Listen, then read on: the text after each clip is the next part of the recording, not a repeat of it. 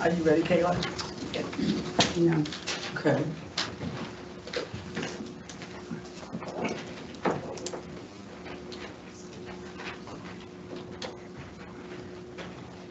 Trying to be. We got new cords. And that is, I saw something flipped up there real quick and disappeared. and it's not coming up here. No.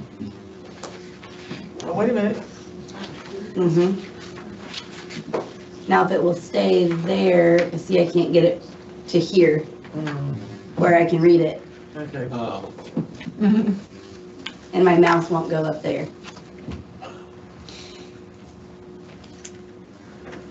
How neat is this? You know how I feel about technology. Let's see if I can get it off of a different one here. But I still can't get my mouse up there.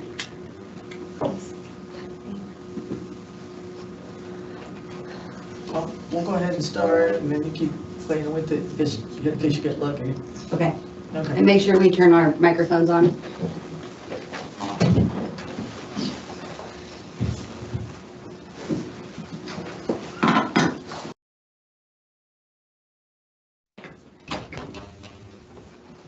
You guys ready? Okay, I call this meeting of the Brown County Area Planning Commission to order on February 24th, 2026 at 6:02 p.m. Roll call. Okay. Carol Bowden, Present. Tim Allen, Here. Jane Gore. Here. Randy Jones, Here. Carrie Hammis, Here. Andy Boyles is absent, and Kyle Decker absent. Okay, thank you. Before we go on to election of officers, I wanted to review the process of how this meeting runs. The director will present the petition when we get to that point, and then the petitioner will be allowed to speak and add any additional information, and we'll have 5 minutes to do that. Then people who are both in for or opposed to the petition will have the opportunity to come up and speak at the podium. Anybody who speaks is going to be up at the podium. You're going to state your name. And you will have 3 minutes to put your notice in. Do not speak to each other in the audience, and do not realize everything that's coming communication-wise, whether it's the petitioner or people in the audience, is all addressed to the board, not to each other, not to the petitioner. It's addressed to the board. This is the communication process. And I don't like cut you off right at 3 minutes, but I give you a notice that you're coming up to either your 3 minutes or your 5 minute time. When you come up to the podium, please state your name and comment whether you're for or against the petition. And like I said, all comments will be addressed to the board, and only comments related to the petition will be accepted. Okay? And with that, election of officers. Do I have a motion for the position of president? I nominate Carol Bowden as president. I'll second that.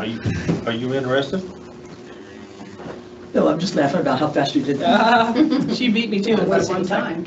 Okay, is there any other nominations for position?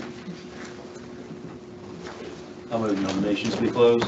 Okay, and with that, roll call.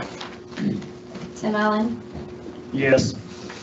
Jane Gore, Yes. Randy Jones, Yes. Carrie Hammis. Yes. I guess I'll vote for myself too. Okay, Oh, yeah, you're done. next we have vice president. Do I have a motion for vice president? Who is it currently, Randy? Yes. Yeah. I'll nominate Randy. Thank you. I'll second it. Okay, any other person to nominate for vice president? I make a motion to close that, and roll call. Jane Gore, Yes. Randy Jones, Yes. Terry Hammond, Yes. Carol Bowden, Yes, Tim Allen. Yes. okay.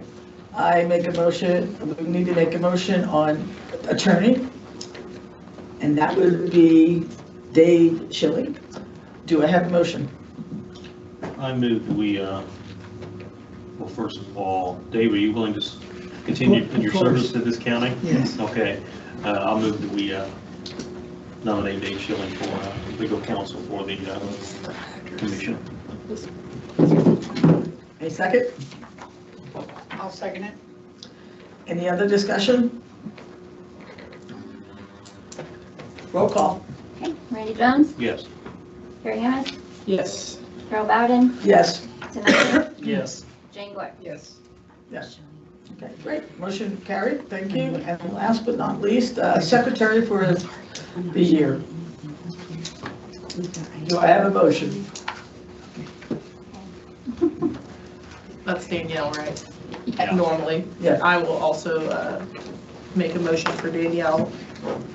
Do I have a second? I'll second it. Any further nominations? Okay, I'll close that and roll call. Terry Hammond, Yes. Carol Bowden, Yes. Tim Allen, Yes. Jane Gore, Yes. Randy Jones. Yes. Okay. We still have two people who are up this year, and the appointments haven't been made yet. And so, and both of them did not be here tonight. We're waiting for the commissioners to complete their appointments. And with that, do I have a motion for approval of minutes from December 16th, 2025? I'll move that we approve the minutes this year. Do I have a second? I'll second it. Any discussion? And with that, roll call. Terry Hammond, Yes. Carol Bowden, Yes, Tim Allen, Yes. Jane Gore, Yes. Randy Jones. Yes. motion carries. We do not have any old business, so new business, Miss Kayla. Okay, and we did get it to work. I don't know how we did it, but it is working. This is the staff report for Clark Rezone, docket number 26-RZ-01. Hearing date, February 24th, 2026. Request is to rezone 2.262 acres from primary residential R1 to general business GB. Petitioner and property owner, Jesse Clark. Location, 1335 Greasy Creek Road, Nashville. Is also known as Mallow Endeavors Minor Subdivision, lot number 1. The property is located on the east side of the road in Washington Township, approximately 700 feet south of the intersection of Greasy Creek Road and Creamer/Kramer Road, depending on how you want to, what you want to call it. Zoning and current land use. The property is currently zoned primary residential, R1, and 2 accessory buildings exist. The property has a small amount of floodplain, though most of the property and buildings are located outside the 1% annual chance flood area for the affected firm. General findings. 1, the petitioner is requesting that the application for rezoning be considered a zoning map correction.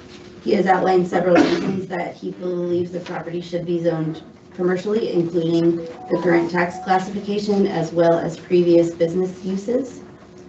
2, the petitioner purchased the property in November of 2025 and immediately began operating his electrical business. The petitioner is requesting rezoning approval to continue using the existing buildings as the base of operations for Clark Electrical Services. 3, prior to the petitioner purchasing the parcel, the previous property owner was running an illegal auto repair business from the existing barn in a residential district, which was in violation of the Brown County zoning ordinance. Staff was in communication with the prior owner regarding the violation. 4, when the parcel was on the market for sale, the realtor and all potential buyers were informed of the property zoning and that a current violation existed on the parcel due to the zoning district. 5, if rezoning is successful, the business will be conducted in the 2 large accessory buildings existing on the property. The barn nearer the road measures 100 feet by 40 feet, while the barn further east measures 60 feet by 40 feet. 8 employees are currently employed by Clark Electrical Services, consisting of 3 office employees and 5 field technicians and apprentices. Although the business is open 24/7 for customer emergencies, the office hours of operation are 8 a.m. to 5 p.m. Monday through Friday. 7, according to the Brown County zoning ordinance, general business districts are established to include areas that are appropriate to all kinds of businesses and services. 8, a change to GB zoning would allow additional uses at the location, including residential, agricultural, light industrial, and a variety of other business uses with and without the necessity of a special exception. 9, electricity is provided to the structures by South Central Indiana, REMC. 10, water service is provided by Brown County Water Utility Incorporated. 11, the structures themselves and the ingress and egress already exist. Some floodplain exists on the parcel near the road and does touch one building at one of the open bay garage areas.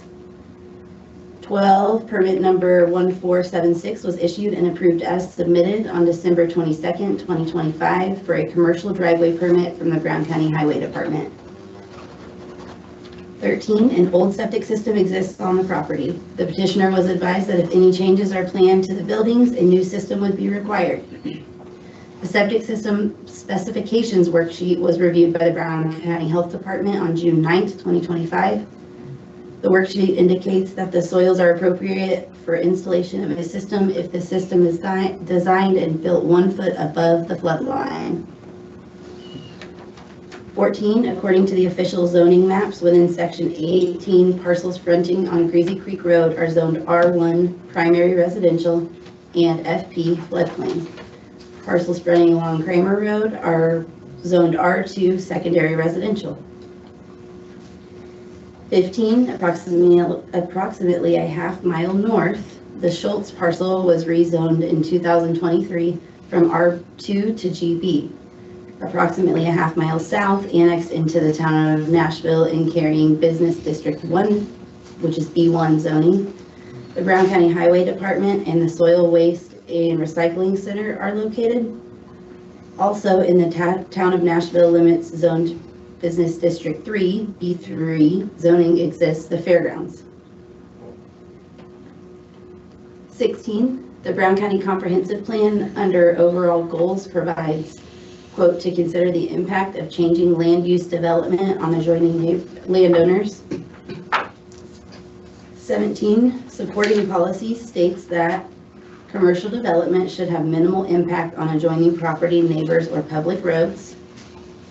18, under elements that guide the plan, the desire to discourage economic decline and foster economic development are 2 sides of the same coin, and both are important elements in guiding a comprehensive plan for Brown County. Of the 2, the desire to discourage economic decline is the more important, for without it, there will be too few residents to preserve anything. In this regard, existing economic activities such as farming, logging, arts and crafts of all sorts, tourist-oriented businesses, home maintenance businesses, etc., should be protected, encouraged, and accommodated, as long as they remain compatible with the desire to preserve. For the same reason, the ability of residents to commute easily to jobs in neighboring counties and to operate mail-based, telephone-based, and internet-based businesses in Brown County should be protected and, where possible, enhanced. IC 36-7-4-603 describes the criteria to be used for review of zoning requests by the Plan Commission and the legislative bodies. Both shall pay reasonable regard to A, the comprehensive plan, B, the current conditions and the character of current structures and uses in each district, C, the most desirable use for which the land in each district is adapted, D, the conservation of property values throughout the jurisdiction, and E, responsible development and growth. Summary: after a public hearing, the Area Plan Commission is tasked with providing a recommendation to the Brown County Board of Commissioners. The recommendation may be positive, negative, or the desire to send no recommendation at all. After a recommendation by the Plan Commission is certified to the legislative body, which is the Board of Commissioners, They will then either adopt the zoning request in ordinance form or deny the zoning request during a public hearing. Here's some pictures looking south on Greasy Creek Road from the driveway. Looking north.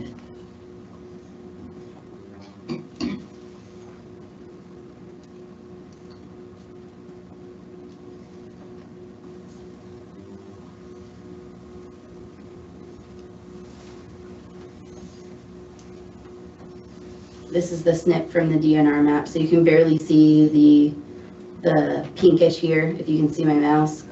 That is the additional 0.2% floodplain. We do not regulate the 0.2. So the blue is considered the flood fringe on this map. So as you can see, it cuts just along the edge of that building there. And then of course this area here by the creek is floodway.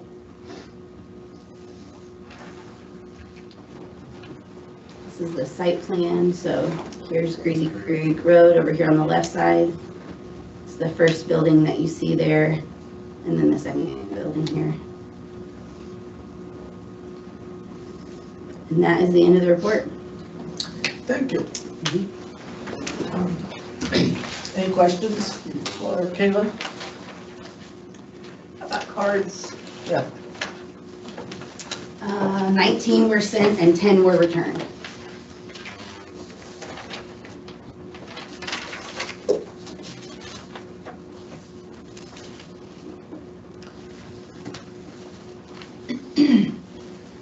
Okay. At this time, the petitioner can come up to the podium and state your name.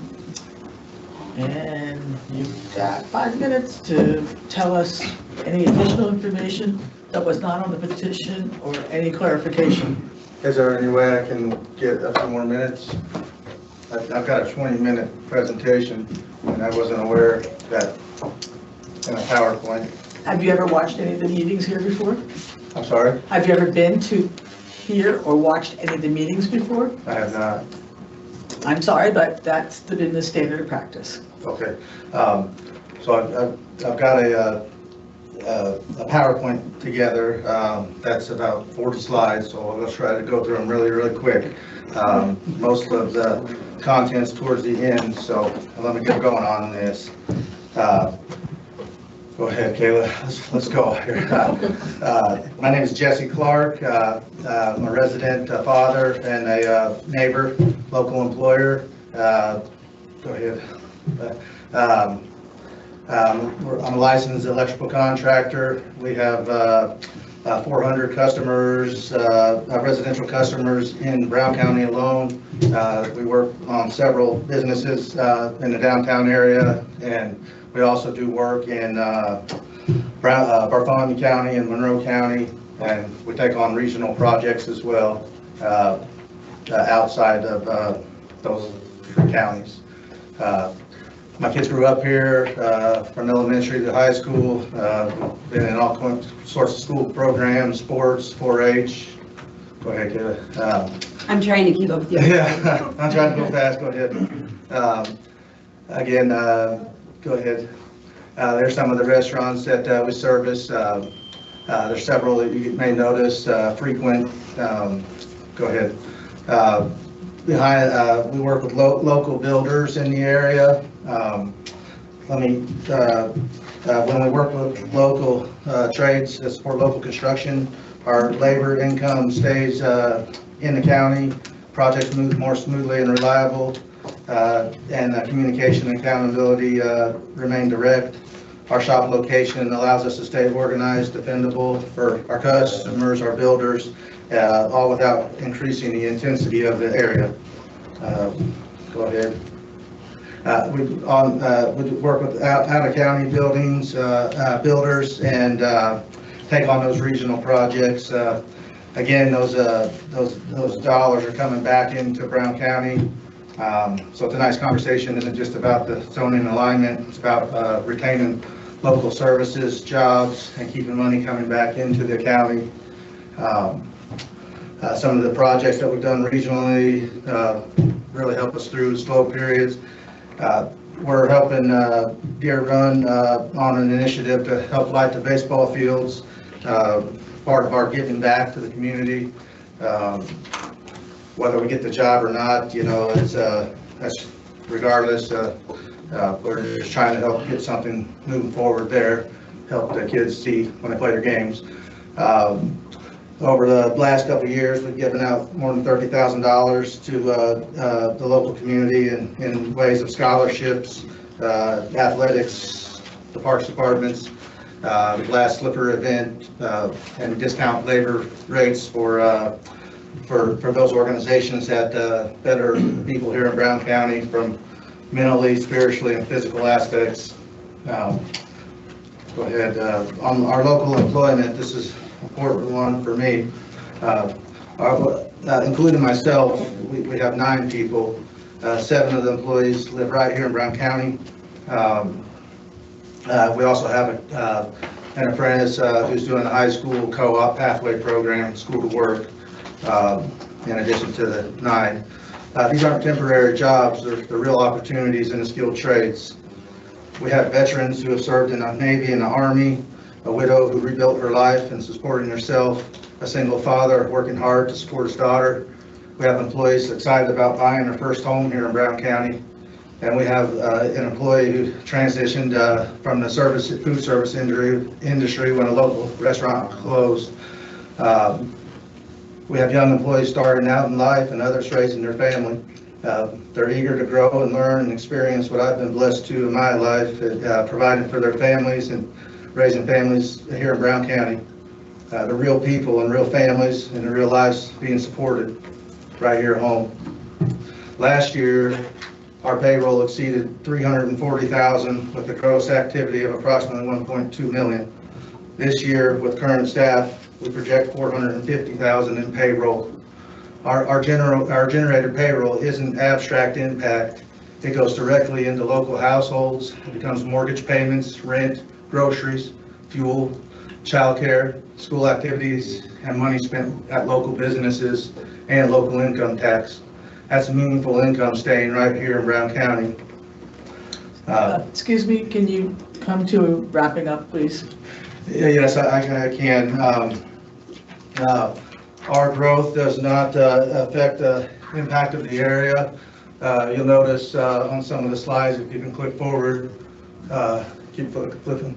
This is how the property looks today. Keep flipping. I want you to notice the double yellow line on Greasy Creek Road. The road's set up for two-way steady traffic. We're not making an impact on the road. There's not much around. I want you to notice all the junk around back. We cleaned that all up. There were semi-trailers, scrap RVs, just a bunch of crud out there that we got rid of, and we're trying to do our best to make the property clean. I did that on a computer. It looks long and stretched out. The building's not changing the structure. We're just trying to give it a facelift and reflect our pride of ownership. Keep going, please. We recycle. This is very important to us. Our materials are stored property. We have batteries that we recycle from generators and used oil from generators changes. We take it up to Brown County Tire for recycling.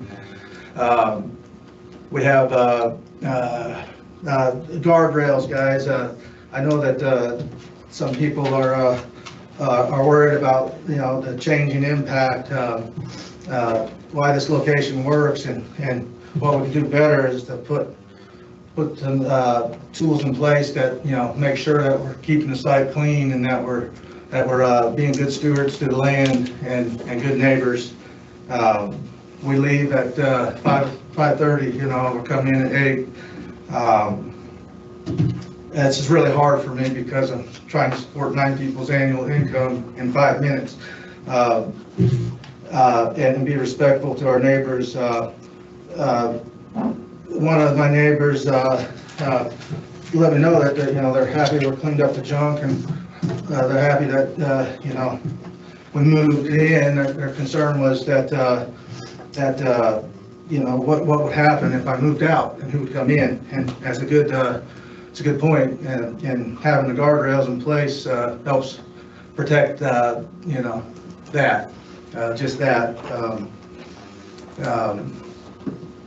Of the 19 people that got legal notices, there's one house that falls within 600-foot building-to-building range.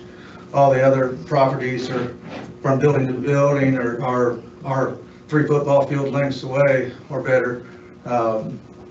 We got field and forest blocking that.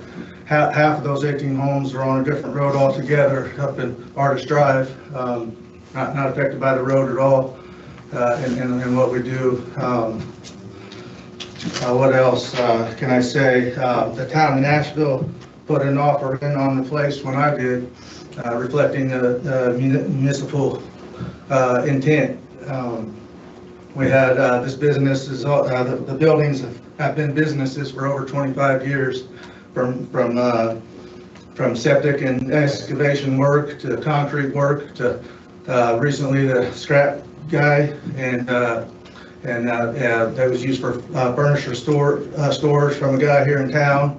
A construction company stored their stuff in there and was working out of it. Again, within less than half a mile, as Kayla stated, the highway department's right there. There's a local trash service company. There was another electrical company on the road before he retired. It was well respected, just operating less than a half a mile north for years. Again, we bring a lot of economic impact to the county in a positive way. We're using the CRC for apprentices, teaching classes down there. We're giving back to the community, and we're doing our best to better Brown County and live our lives here. Thank you for your time, and again, I'm sorry I couldn't go through the whole thing, but if anybody would like a copy of it all, I'm happy to make a copy and I'm sorry, and hand it out to anybody who wants one. My phone number is on the website, cespowerpros.com. You can check us out, give me a call, and I'll send you whatever you'd like to know. That's all I got. Is that okay? Thank you. Thank you, guys. Is this the time we could ask questions to him? I'm sorry, what? Is this the time we could ask questions to him? Yeah, but wait a minute. Do we, yeah, I'm sorry, go ahead, Jamie. Are your employees actually employees or subcontractors? All my employees are actual employees. We've got 2 journeymen. We've got 3 apprentices. We've got 2 part-time administrative personnel. We have a creative directors that helps with social media and things, and then myself, and then we have a co-op student. We do subcontract some work. We use local businesses when we do that. We had a local excavating company do a project with us up in Indianapolis. It was like $35,000 to them, just to help us dig. And like I said, we're trying to use local labor, local money, keep the money coming back into the county. One other question. Before you bought this property, where did you operate out of? Before I bought the property, it's a great question. I was operating out of a barn that I was renting from a residential customer of mine down the road off of Valley Branch Road. Contractors like us, it's hard to find anything available that's within zoning. I know local guys, and I'm not going to say any names, they're working out of storage sheds, they're working out of their own houses, and it's hard to grow in Brown County and have the space we need to do it.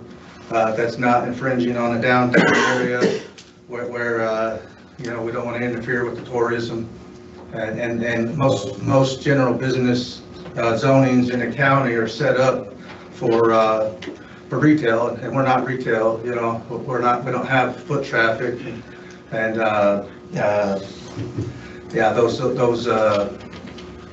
those spaces are limited for us as contractors.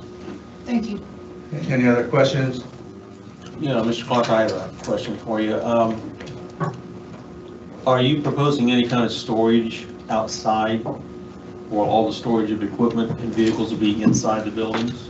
So I've got 3 service vans that park out front, and I've got a cargo trailer, and I've got my personal camper, which I can move off the property if I need to, but those are the main, and I got a work truck used for hauling our trailers.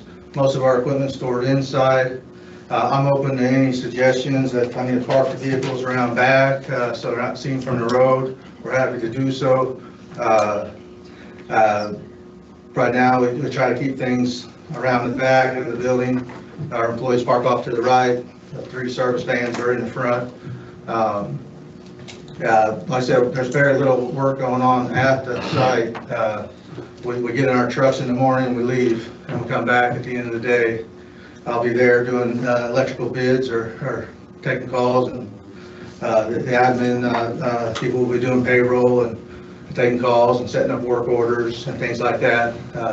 Sometimes they're not there at all. They work from home some days.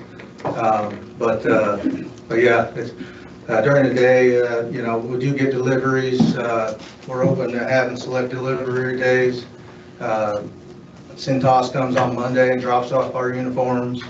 Right now I'm staging for a job, so I've had a few more deliveries come in. We're doing a storage facility in Indianapolis. All those dollars are coming back to the county. So most of your work is going to be off-site? Absolutely, yeah, we're a service-based business. It's just like, you actually go to the customer to do the service work and that type of thing? Correct. You're not bringing anything back to this location for repair or service? No, unless it's like a lamp that a customer would like repaired. Sometimes we work on antique lamps for people in the county, but other than that, yeah, we're out at customers' homes doing room additions, generator installs, troubleshooting why the light doesn't work, kind of thing, and we're working with local builders on their projects. We do have materials staged on site, so we have to load up our trucks in the morning and head out, unload at the end of the day. I have one more question. Sure. I think one more. When you have deliveries of materials and that type of thing, what kind of vehicles are delivered? Are they delivered semis or smaller trucks? Or? Yes, sometimes bigger box trucks come. When I order from the local supply houses, that comes on a little Sprinter van. When I order for the big jobs, they've been coming in and here lately on Pitt, Ohio trucks, which are kind of bigger. They're ready for the road, because I was asked that question. You know, the garbage trucks go up and down the road, and you know, all the town vehicles. But yeah, they do come in, and before I was having them drop off stuff over Bear Hardware, paying $20 for a drop off. I'm happy to continue doing that if that's what it takes to keep the bigger trucks off. But again, those are few and far between. Right now, we're staging for a job. We got 90% of the stuff we need for it, so there's not going to be any more bigger trucks for a while. But we try to take on one bigger project at a time while we're doing the service calls and such. I know it's been from getting all the crap out from the time. From all the stuff off the property from the time we bought it and the end of last year to now. It's been a lot of movement on the site.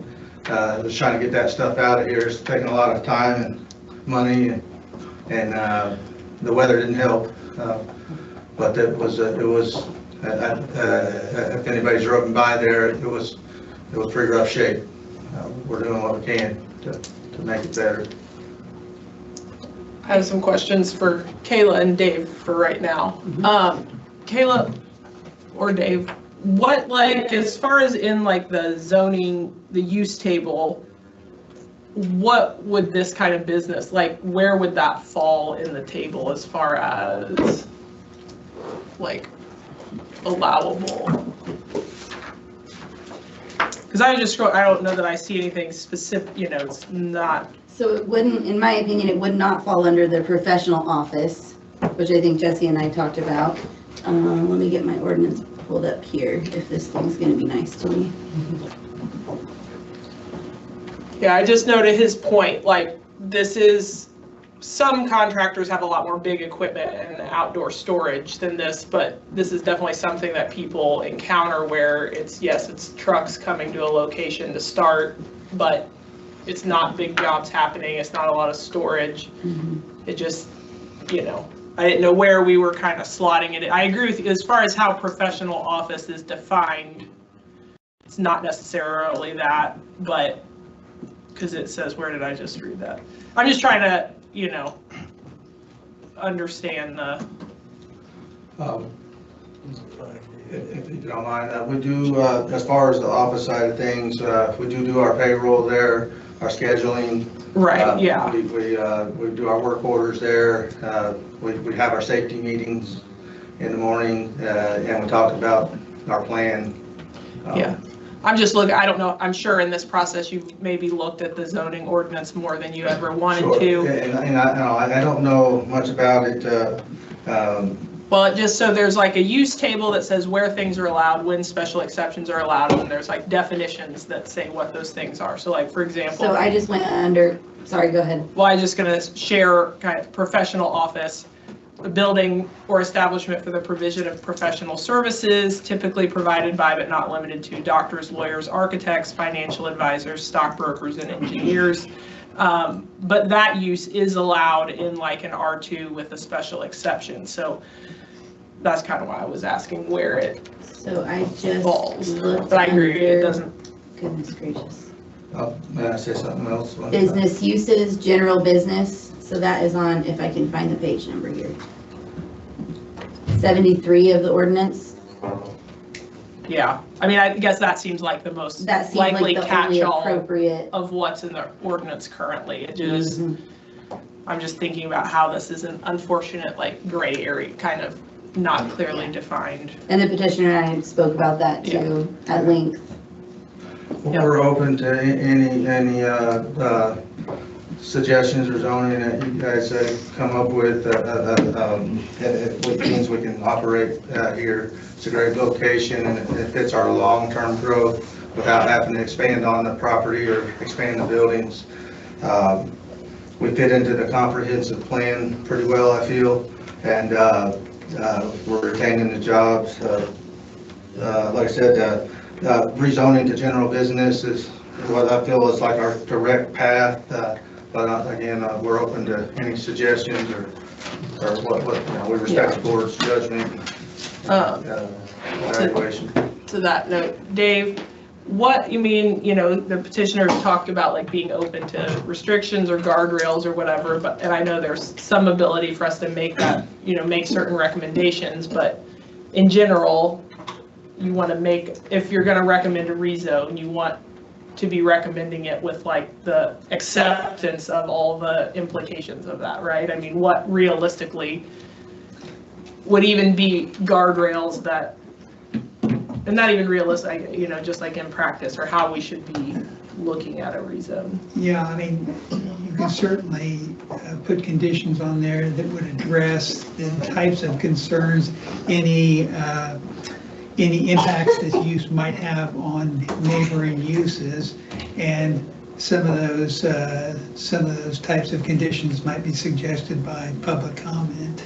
Yeah. It's given. Yeah, I know, like, I'm sure we'll hear from the crowd, like, my concern with GB is, it's not this particular use, it's the example, it's the next. If we already can look back at 3 different business uses incorrectly on this property before now, it's like, that's the rub with a GB rezone, is that you may have every intention of holding on to it for the foreseeable future, but GB just opens up a lot more.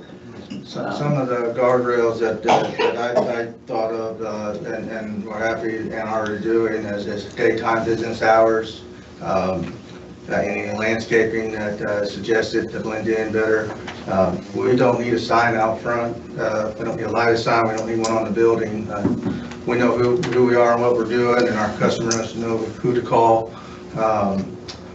We can limit delivery days to, one or 2 days a week.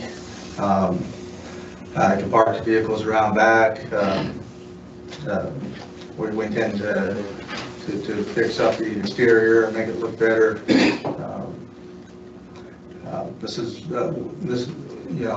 where we want our long-term growth to be. We don't want to have to try to find another place. It's been a long time to find that in our budget and what's around here, and we don't want to relocate outside the county. We really don't. Yeah, I definitely understand the difficulty in finding a suitable property. One more question, Dave and Kayla.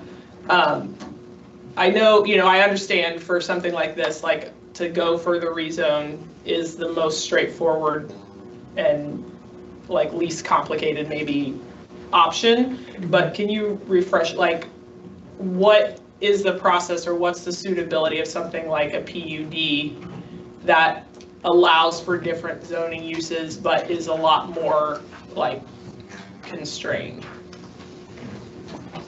The PUD is designed to be used for multiple uses on the site, sometimes by multiple owners. Okay. So it's a little different. Well, I mean, but it could be like that the existing structures in the parking lot are allowed this GB use, and I think it then defines like the structures, but it could say like the remaining 2 acres remained R1 or R2 or whatever. I mean, but I get that it's normally more complicated like zoning patchworks, but are you saying like it's really not appropriate for this type of thing at all? Yeah, I think the definition in our code for a PUD, I don't believe that would fit. Okay. That's the way that I understand it too, is it's more of like a mixed use. You've got retail and then maybe a short-term rental and then something like that. I'm looking at it in the ordinance. Kara, was that all you had? Yeah, that is all I have. Okay. For now. Well, to dovetail into what you were saying, I don't think we have anything right now under general business for either operational standards or design standards. Is that just for industrial designs? I'm sorry, again? Because I don't think we have any design standards or operational standards for general business. I think that only applies to industrial sites, doesn't it? In our development code. Yeah, there's no landscape buffering, design Well, no work. sound, no lighting, no fugitive dust emissions, that type of Right. thing. Okay, I didn't think there was, I wasn't sure about that. But Kayla, general business is a pretty wide category. It is. And if we talk about this, we could restrict the use You could, to 1 or 2 items in the zoning, correct? Is that right? so we can place conditions. Can we limit the use? Yes, you could accept a commitment from the owner that if it is rezoned, it would only be used for this use, that use, whatever. But that then gets recorded and follows the sale? Yes.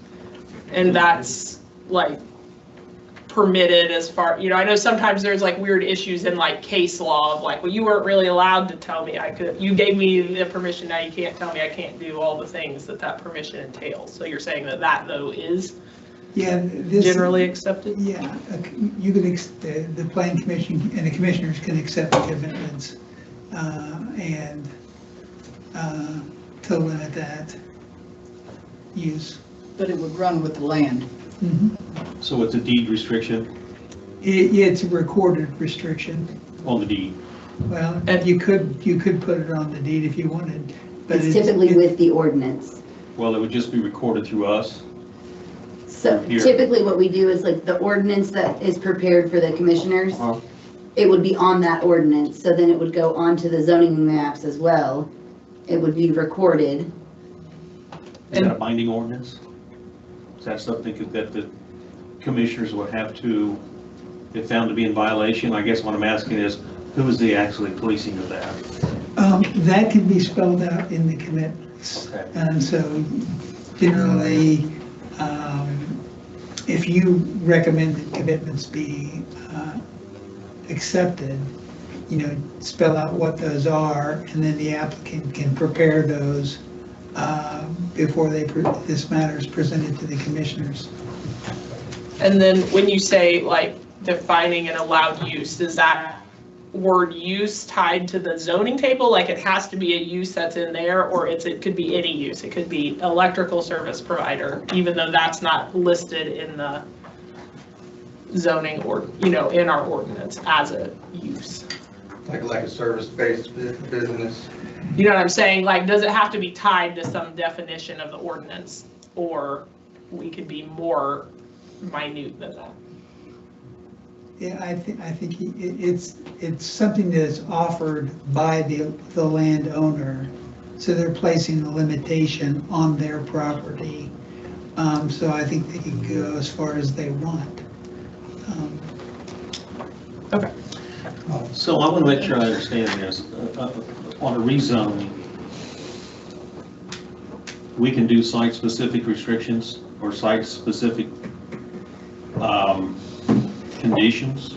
I think you would accept a commitment for that as far as use. But if you're talking about conditions like hours of operation and so forth, those can be done as a condition or accepted as a commitment.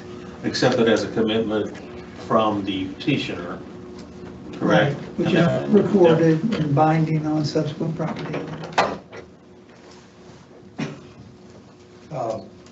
One thing we do offer is we do offer emergency repairs to our customers.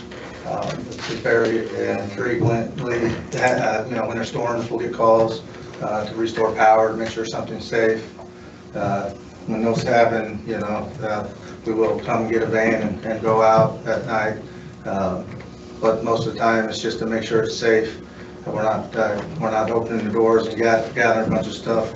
We're making sure that they're safe so we can do the repair tomorrow, that kind of thing. Some of our residents and customers have important medical equipment they have to have running, so I might grab a generator, get their house, get their priority circuits running. One thing I did really like to say is that a few years ago, the whole property got zoned to like a subdivision or whatnot. From what I can see on the property boundaries and lines, there's only a place to maybe build a house on the property that I own, and maybe another house between my neighbors and another neighbor. I don't see where there's a subdivision going in. Like I said, if a house is something that needs to be put on there to operate, when we find the money, we're open to that idea as well, to provide some affordable housing. But again, I just want to run my business and support our employees and support the community. I said, with that breakdown that happened a few years ago, I don't see many places for houses to come in unless those are burned or being rezoned to have more than one or two houses. Can I clarify that? So that was a minor subdivision, so it was just this lot and then the one other lot. Both of them were going to be just under the 3-acre minimum. So yes, it's considered a minor subdivision, but as you guys know, a minor subdivision doesn't mean what subdivision sounds like. Where's the other lot? Is it lot 2 then? Yes, lot 2 is directly to the east. If I can get my map pulled back up, I will show you. I mean, we're quiet and we're respectful and we operate during the day. Well, just to the east is behind it. Where's the road frontage to it? They both have a significant amount of road frontage there on Greasy Creek. So, and I can turn around the map to show, it's just not coming up there, I'm sorry, everybody.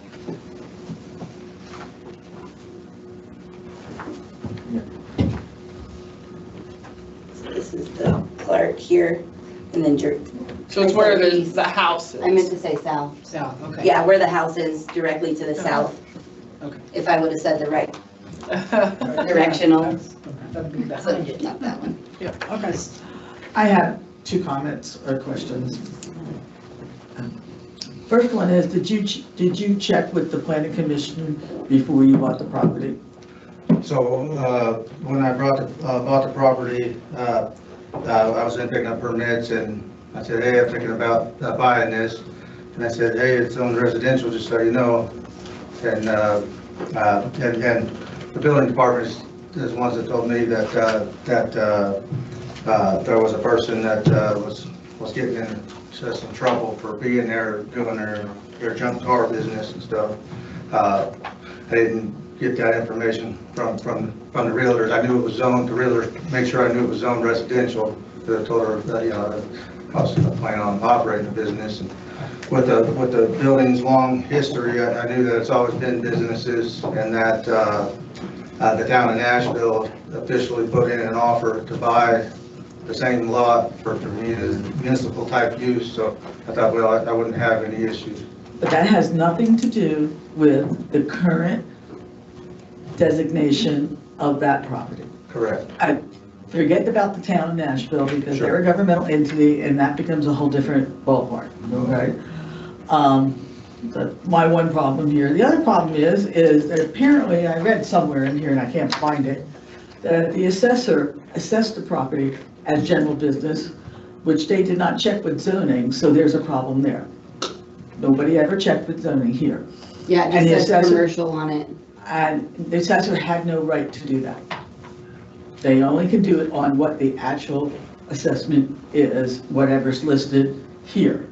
So that's a problem I see, and I just want to make sure I got that out publicly, because Gotcha. that's. Yeah, like the tax card says it was like business, but yeah, I knew it was zoned residential when I bought it, with intent to operate the business, whether it had to go through rezoning or we could just be there, based on the history of the place and the suitability for us. Okay, does the board have any more questions? I do, just one more before we move on. Mr. Clark, are you operating out of there now? I am. You Yeah. are. And you've been operating out of there for about how long? We moved in, and started operating, about in November. It was probably the first or second week of December is when we moved in, and the majority of our stuff, and started clearing the other stuff out. We had a lot of supplies to take back and forth from Valley Branch to here. But yeah, I've been operating out there since middle of December for sure. And we're here tonight to follow the rules and establish some that would allow us to operate. With that, thank you. At this time, you have a seat. At this time, anybody that wishes to speak on behalf of the petition, you have the opportunity to come up to the podium, you state your name, you have 3 minutes.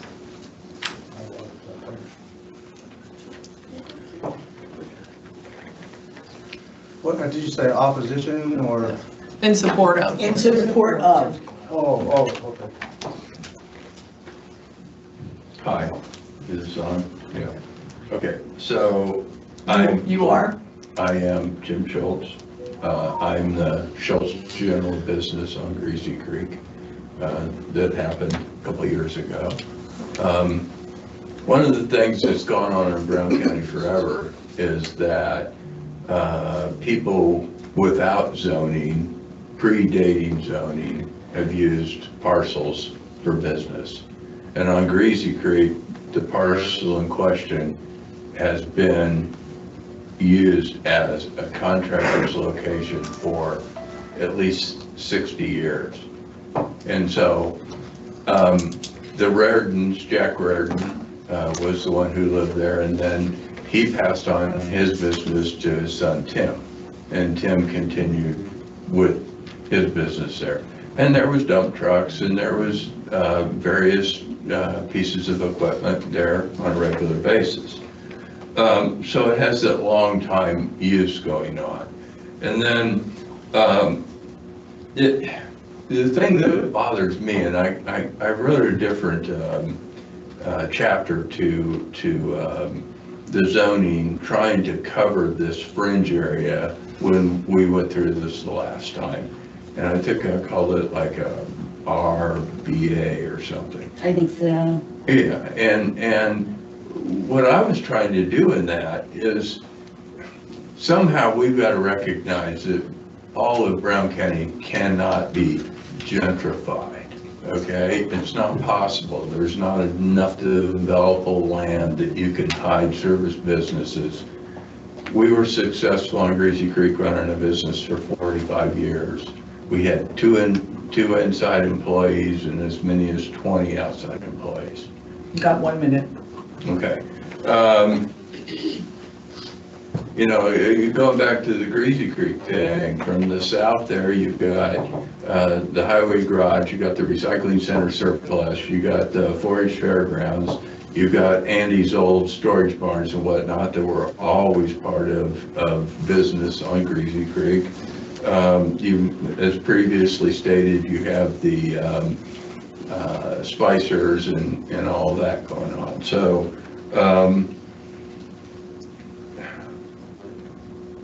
oh, and on the traffic on Brown County, it's already getting semis that aren't going to this place because they go past our house on a regular basis. It's getting dump trucks, it's getting box trucks, you know, it's a throughway.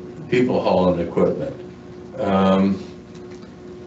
Oh, and the width conditions, or however you want to state it, that's the way, that's how ours went through with conditions. You could say, I want it landscaped like this, I want it.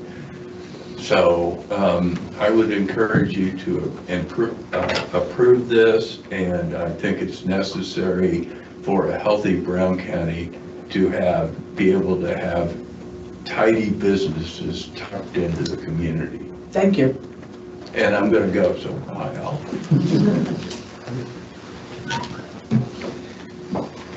Hello, I'm Julie Gabriel, and on the fly, I've driven up and down Greasy Creek for 30 some odd years, and I agree with that. There has been businesses there for a long time, and everything Jim just said just made sense.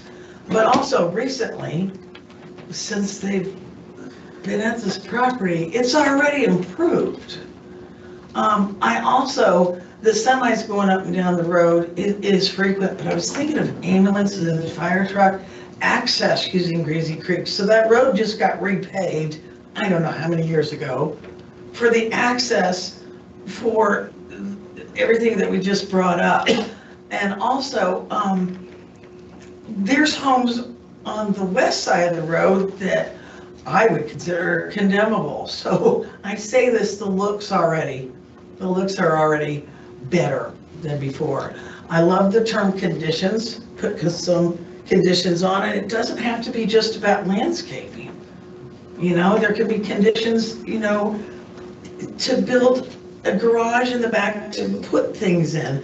But when we're talking about a business, it's not an industry, it's not a factory. They're not going to make socks. It's not going to be a sawmill where there's going to be massive amounts of trucks and hauling and business equipment. I guess that's what I'm saying. It's not like this is a request to become an industrial factory. This is just simply an electrical contractor that's providing labor and taxes to this government.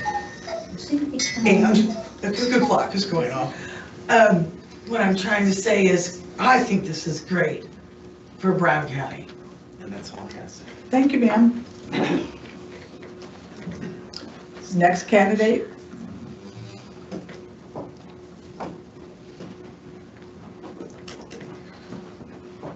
Hello, I'm Penny Scroggins. I did write a letter of support for this, and I hope you all have it in your packet.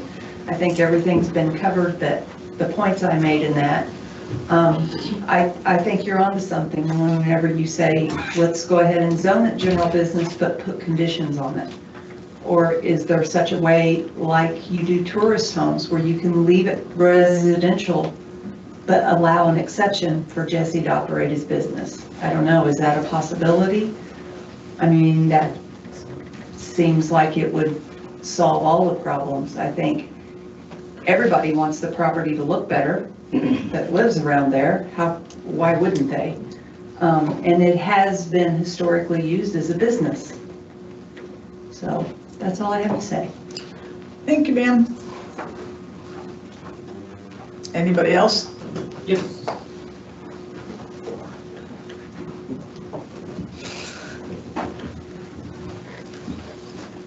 I'm Victor Bongard. I live in town and in the county. I'm a friend of Jesse's, and I learned about his interest in this property before he bought it. I rolled up there just to see what it was like because I have an interest in real estate myself. And I took a look and saw that it was very clearly used, as Jim Schultz said tonight, as a business for many, many years. 60 doesn't surprise me at all. Among other things that were on the property were an enormous derelict semi-trailer, probably 40 or 50 years old. Other bits of equipment that at one time might have cost thousands of dollars, but now were just rusting junk. I rolled up past there recently, and that is all removed. You see that overhead with the picture, just a big clear space in the back, and that was scrubbed. That was, in fact, from a former real estate lawyer perspective, pretty alarming. A pile of asphalt, things like that. So it's very clear it had industrial use at some point, or heavier commercial use.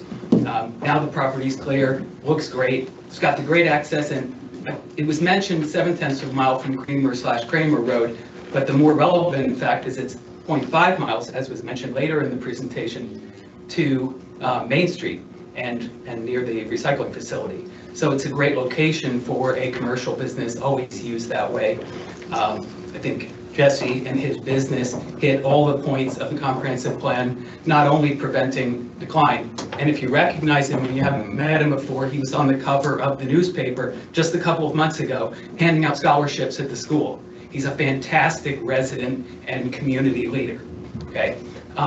And also, of course, economic development. I met some of the people here. I see Demetrius, I see Branson. I met them. They're professionals because they've come to property that I own. Jesse is not just a master electrician. We're lucky to have him in the county. He's very modest, right? Worked for Lilly, worked for IU, as doing the real heavy duty stuff, the sort we just don't get many people like that in the county to stay here. And so he's training people to be electricians at his standard, and I've had him do work, and it's fantastic. We're just lucky to have this business, and I'd love to keep it here. Thank you. Thank you, Victor. Next.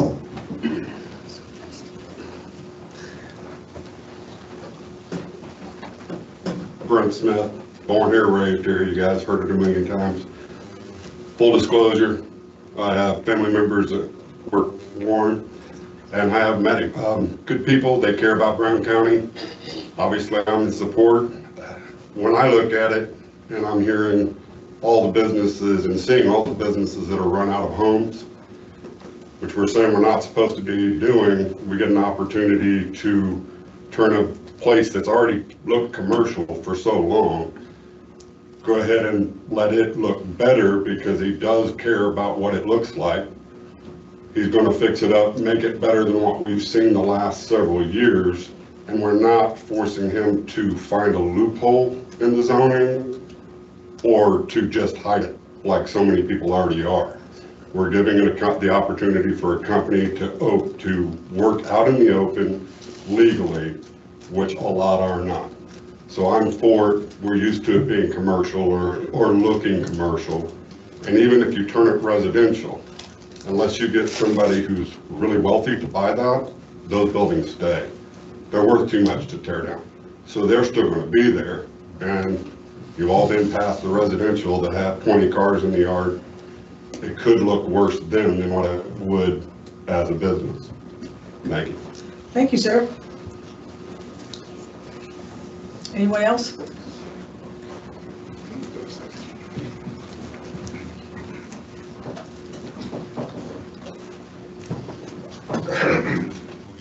My name is Demetrius Anderson. I'll keep this short. I was born and raised in South Bend, Indiana. Went down to IU in 2000. That's the first time I ever heard of a Brown County.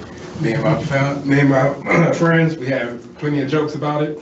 Never did I thought I would be living in Brown County until me and my wife moved back to Indiana about a year ago. Yeah, it's not what I thought it was going to be. It's actually exceeded my expectations. You know, it's because of the people here, people like Jesse. You know, got me to change my career path. You know, was an apprentice there, and I started doing church full time January of last year. Then went through the CRC to get my knowledge up and getting hands-on experience, and it's been a completely fascinating journey. And I never thought it was happening in Nashville, Indiana, and here I am. And yeah, it's one of those things where you have an ideal of a place, and then you actually go to the place and you find out that's not exactly what you thought it was. And I would like to continue staying here. And as an employee, it would be a lot easier if I could work here and live here. Thank you. Thank you, sir. Anyone else in favor? I guess I'm last.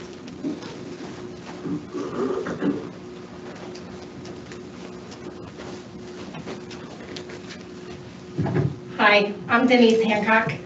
I'm the person at Valley Range Road that rented my big barn to Jesse. He did electrical work for me, and he didn't have any place to store his stuff, and we had this big garage that wasn't being used. We let him use it for about 9 months, and he's very respectful. If there's anything that you don't like that they're doing, all you gotta do is talk to him and he'll take care of it. He kept everything clean. They were there 8 to 5.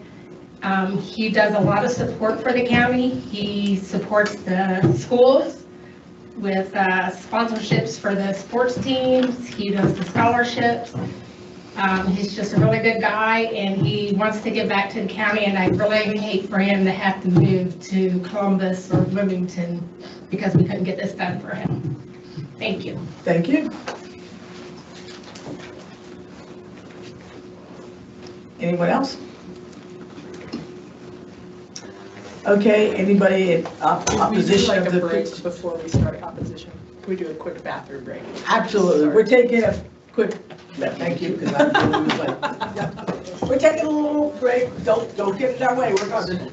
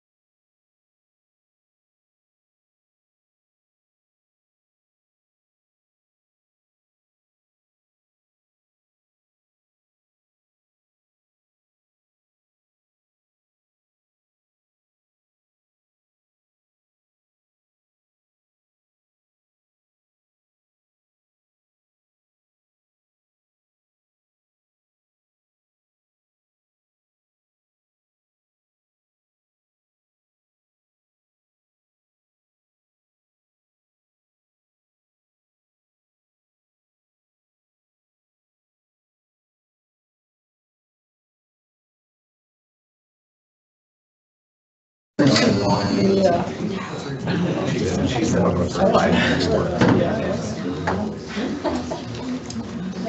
I'm gonna start up this meeting again, please. We're gonna start with anybody in opposition of the petition.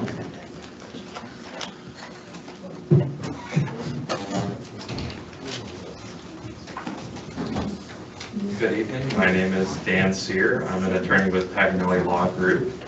I represent Debbie Rogers. She's a longtime Brown County resident at 1189 Greasy Creek Road. And I'm here tonight as her representative to oppose the rezoning of 1335 Greasy Creek Road from R1 residential to general business. The case is simple. A man bought a residential property. He was told it was residential. He was told a zoning violation already existed. He bought it anyway. He started a commercial business there immediately and is now asking this board to make that okay. That's not how it works. We support what the county's own staff report tells us. We don't need to argue about the character of Greasy Creek Road. Item 14 of the staff report settles it. Every parcel fronting Greasy Creek Road is zoned R1, primary residential or floodplain. Everyone except the Schultz property. Item 4 settles something else. When this property was listed for sale, the realtor and every potential buyer, including Mr. Clark, was told the property was zoned residential and that a current violation existed. He knew, he bought it, he started operating, now he's there. 3 problems. First, this is spot zoning. One parcel surrounded on all sides by residential. The county's own map says every neighbor on this road is R1 or floodplain. Clark is asking for one commercial carve-out in the middle of that. The comprehensive plan calls for protecting, quote, protecting the integrity and stability of the existing residential areas from encroachment by incompatible uses. That's page 8 of the 2011 comp plan. This is that encroachment. Second, general business means more than Clark Electrical. The staff report is clear. A GB designation opens this parcel to all kinds of businesses, services, light industrial uses, and other commercial activity with and without a special exception. This board wouldn't just be approving an electrical contractor, it would be permanently rezoning a residential parcel to general business with no control over what the next owner does with it, or him as he grows. Third, the impact is already not minimal, and Clark's own photos prove it. The comprehensive plan requires that commercial development have minimal impact on adjoining property, neighbors, and public roads. Look at the photographs Clark submitted with his own application, marked commercial trucks, multiple vehicles, 8 employees, daily traffic, around-the-clock emergency availability, a commercial driveway permit pulled in December 2025 before this board had approved anything. That's the impact before approval. It doesn't get smaller after. 40 or more neighbors signed a petition against this. That's not a minimal impact. That's the community telling this board exactly what the comprehensive plan requires it to hear. So in conclusion, Debbie Rogers and her neighbors aren't against Jesse Clark personally. They're not against his business. What they're against is a commercial operation running without permission in a residential district on a road where every other property owner had followed the rules. Clark was told about the violation before he signed the closing documents, and he chose to proceed.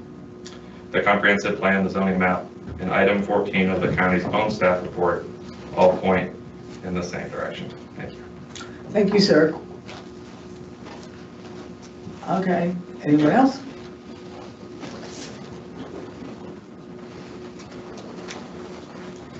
Hi, I'm Debbie Rogers. My family owned this property in they bought it in the late 1960s. So for 60 years, I'm very familiar with this property. I'm very familiar with every other person who called themselves an owner. I guess I'm not. I've been told that some of them didn't own the property, but used the property. The last owner trashed it after I complained to Kayla, after Brandon Harris complained to Kayla, who lives up on the hill behind that property in Tim Reardon's old home. Many times, and when an investigation was finally done, there were 22 cars on that property. There was a semi-trailer that had belonged to Malos when they ran a concrete company, and I was told that he had to use that semi to move his father's office from town. Well, his father's office wasn't quite that big, but that semi-trailer stayed there for 3 years. For the last, and I live 500 feet from Ron Bishop's home, which is the second parcel in that subdivision. So Ron Bishop also hears every single noise that goes on, sees every single thing that goes on. And my biggest concern right now is I haven't heard from any of these people that there's any concern about the residents. The residents, there are 48 signatures with addresses on that petition. And thanks to Kenny Hammond, we got that done in a short period of time, and he was amazing. Many of the neighbors are here tonight, and I think you need to hear from the neighbors. I am opposing general business zoning for any property in a residential neighborhood. I think that general business belongs on a highway, not on a county road. In the last 2 years, there have been more semis than I have seen in 50 years on that road. There is another property at 370 Greasy Creek that calls itself a mobile vehicle semi-repair business. And I didn't know for quite a long time where the semis were coming from, but now I do. This opens it up for that property at 1335 to be a lot of things. To build, he mentioned building more houses. I've heard from a neighbor, he wants a storefront, which would bring customers to that property. You need to wrap it up, ma'am. Okay. I'm going to hand it over to someone else who knows about properties adjacent to Greasy Creek that we're still dealing with 7 years later with the same complaints we had in 2017. Thank you. Next. Lance? Well, thanks for the introduction. You're welcome. Hey, my name is Lance Miller, and I'm not here really to speak against the business here. I'm really also opposed to any kind of spot zoning. The hard truth development went in next to my residence. It's been 7-8 years ago now, and we are still trying to get a reasonable noise level in my backyard and sometimes in my home. Again, it's not this business. I don't have any problems with that per se, but it's on down the road, it's unforeseen things. And even if you put conditions, a lawyer could come in here 10 years down the road if the property's sold and argue to get those conditions removed. I just am not for any type of spot zoning like that. I will say I'm also on the town council. I'm not here in that capacity. But I will say that there was no formal offer put in to buy that. There was an investigation. I called Dave Rudd this afternoon, another council member, to make sure I wasn't crazy with that. And he said, no, I just was saying if that would be a number. We were doing some due diligence on a maintenance building, so I just did want to throw that out as a correction. Thanks for your time. Thank you.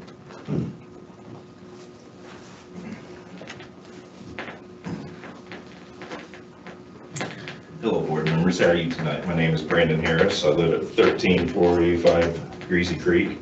My wife and I have lived there since June of 2010. Before I start, I would like to ask permission for my neighbor, Mr. Ron Bishop, who owns the parcel directly to the east of the parcel that we were talking about. He wants the council to know that it has not been brought up that all of the illegal businesses that the historical narrative has been brought up have never paid him for all of the electrical that he has been providing. So those barns were set up and he has been paying the electrical. So he is looking into council now for the thousands upon thousands and thousands and thousands of dollars that all of those previous companies just neglected to let him know about. The other couple things that he wanted to say is that enforcement is an issue that he's looked at. He's lived there, I think, since 2017. He has submitted his own complaints. And his main thing is, well, you know, what's the point of zoning maps or special exemptions if there is no enforcement? For my wife and I feel on the exact same page as Mr. Clark. When we moved to Brown County, we were also promised that the Raritan property was a zone business property and that it had been a trucking company, Beth's Trucking to be exact. They were in financial hardships. We bought the property. It ended up taking an extra 6 months to close because of some debt that they had put onto the property. Long story short, my wife and I own a automotive restoration company. We have mobile trucks. We have multiple employees. I was in this same spot. I got denied. We had to take it on the chin. We had a realtor promise us that it was going to be easy to come in and get a rezoning. Nothing against realtors. We all have to do our due diligence, but when you move into a new county, just like Mr. Clark is stating, you do kind of hope that some of the advice you're getting is good advice, but at the end of the day, it's still up to you. You sign the paperwork. With that, I would like to read a statement, please. Members of Brown County Rezoning Commission, I respectfully submit this statement in opposition to the request to rezone the 2.26 acre parcel located at 1335 Greasy Creek. This property lies within a farm and residential community where surrounding parcels are zoned for residential use and agricultural character. According to Brown County zoning principles and subdivision regulations, special exemptions are intended to be applied narrowly and only when a parcel does not meet established requirements. In this case, the former approximately 10 acre parcel that fall below the standards of size requirements under the ordinance, the exemption was represented to the community when the Mallows, Steve Mallow and Justin Mallow, were good friends of mine. The community did talk about how it was going to be broke up into a subdivision at that time. The concrete business was only there, I think, temporarily as a place similar to Mr. Clark, where he just had his equipment stored, but he was not running any type of retail business. The semi that was dropped there in the back was actually designed because they were planning on building a home there. And so that was going to hold some of the equipment at the time because the Brown barn had been rented out by another local contractor at the time. Property was purchased in late 25 by Jesse Clark. At the time of sale, the My Board listing marketed by Mrs. Scroggins of Bear Real Estate clearly identified the property as a residential parcel. Mr. Clark is an established businessman, which I respect. He performs residential and commercial electric contacts. I'm not sure, we had a small conversation, but I believe he's lived in the county since 2019, maybe longer, but notably he's a long-standing resident. However, he's not seeking to rezone his own residence for business operations. Steady's requesting that this small, already exempt residential parcel be converted to general business classification to accommodate a company with multiple employees and commercial vehicles in the immediate Greasy Creek residential corridor. Clearly, there's not too many realtors that would say that a property that all of a sudden becomes a general business located next to R1, that those R1 properties are not going to suffer depreciation. As we all know, Zillow is pretty much the number one when it comes to shopping, and most people look down from a GPS level. So all of the members that have signed the petition, you have 50 plus that are on there. I think what you're seeing, board members here, is that we're finally fed up. This property has been illegally ran for years and years, ever since I've lived here. And when I sat on boards, it feels good sometimes, yes ma'am, to be able to approve something, but as we all know, trying to enforce things in Brown County is an issue. It's concerning the work has already begun on the building, you know, to convert it into a retail storefront prior to zoning approval. As an experienced businessman, Mr. Clark is aware that proper zoning authorization needed to be done. It's one thing when I was on council, if somebody came in and they were a brand new business owner, you kind of give a little bit of a lenience. Somebody that's been doing it a long time that knows that they have to get certain requirements should know. So with that, I respectfully request the commission deny the application to rezone 1335 Greasy Creek Road to general business and uphold the residential integrity of the Greasy Creek community. Thank you very much. Thank you, sir.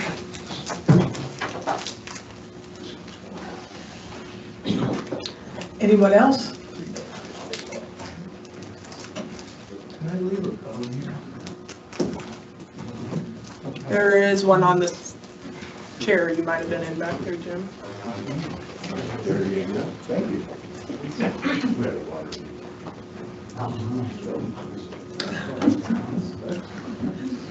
Good job, guys. Don't worry, I haven't set the clock on you yet. That's okay. You may start now. I am the Kenny Hammond that walked around and got the petition signed. Almost everyone that signed it was very enthusiastic against the rezoning of this property. I've lived there, I was born and raised there, lived on Greasy Creek my whole life, along with the rest of my family. We would not like to see it go commercial. That's all I have to say. Did you give your name? What was your name? Kenny Hammond. Kenny Hammond, okay, thank you.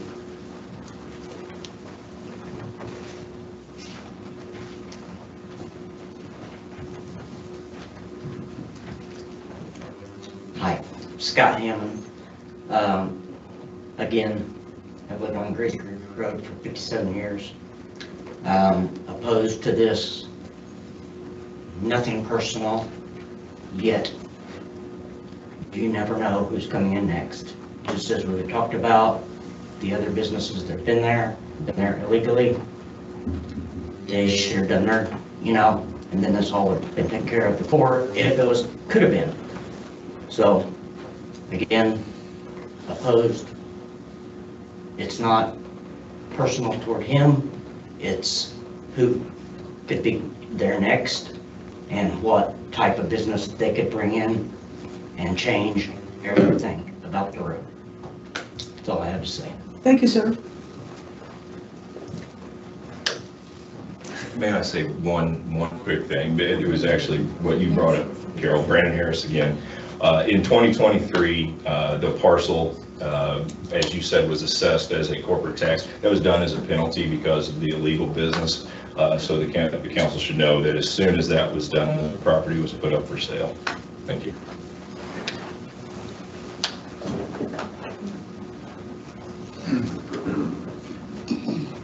My name is Keith Baker. I live 1169 Whittle Lane, which is actually Greasy Creek.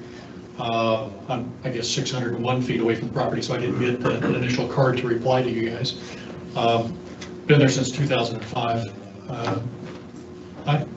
Just for the record, I'm prior council president in Brown County, and also I'm the current president of the Township Advisory Board for Washington Township. I'm not here in that capacity, but I think most of you know that my volunteer efforts in the county, currently sit on about 10 or 12 boards. That's unfortunate for me because I can't say no. But it's important for us. I have 4.5 acres on Greasy Creek, the third driveway on the right, that maintain a residential area for us. It's key. I'm really concerned that somebody was allowed to move in and operate illegally with a business, and I think they're rules for a reason. I don't love the idea of business here, but I think someplace else, for instance, knob owners or an industrial type of area is where you need to put a business, not in a residential area. So I'm against it. Thank you. And my name is not Hammond.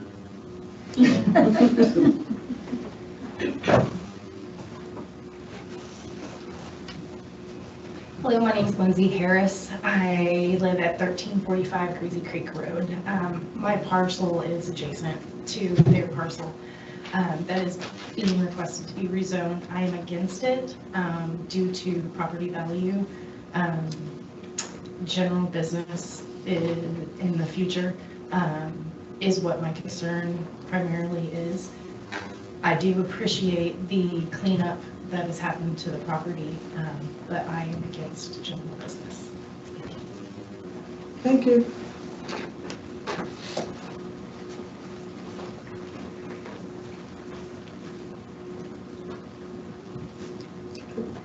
Debbie Ferry, and I am a Hammond.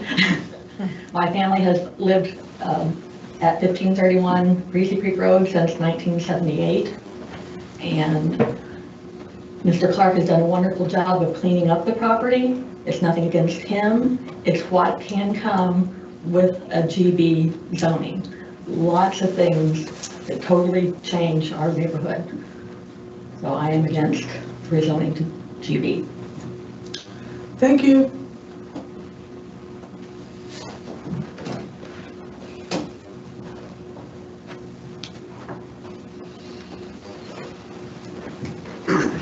I'm Doug Beard. I live at 1115 Greasy Creek Road. Been there since about 2 years ago, and moved in the area because it was residential. I did not anticipate any changes down the road, and am opposed to making any changes to general business of a currently residential zoned area. Those of us that are on that road are there for a reason. I understand Mr. Clark wants to run a business and make a profit, but that should not stand out above the wishes of the people who also live on the road. Thank you. Thank you. Anyone else? Well, if not, I'm going to bring it back up to the board. Okay. What additional question for Mr. Clark? If I ask him to come back up here. Well, I guess he heard you. I guess he did, thank you. Hello. Mr. Clark, there's a septic system on there now, right? Yes, yeah, there's a septic system on there now, yeah. Okay, and you are aware, or have you been made aware of the fact that if this does get zoned for general business and you'd be running a commercial? I can't hear you, sir, I'm sorry. I got hearing loss. Okay. If this goes through and you're running a commercial business. Sure. Then you would have to go through the Indiana State Department of Health. Are you aware of that for the septic system and not the local county health? I'm not aware of that, no, but I can find the support I need to make sure that we're complying with. I know, like when I do fire alarm jobs, I know stuff has to be submitted to the state in that respect for like when we're doing fire alarm jobs for businesses and things. So I'm aware that some paperwork has to go through the state. Yeah, this is just for information for you only because it is commercial.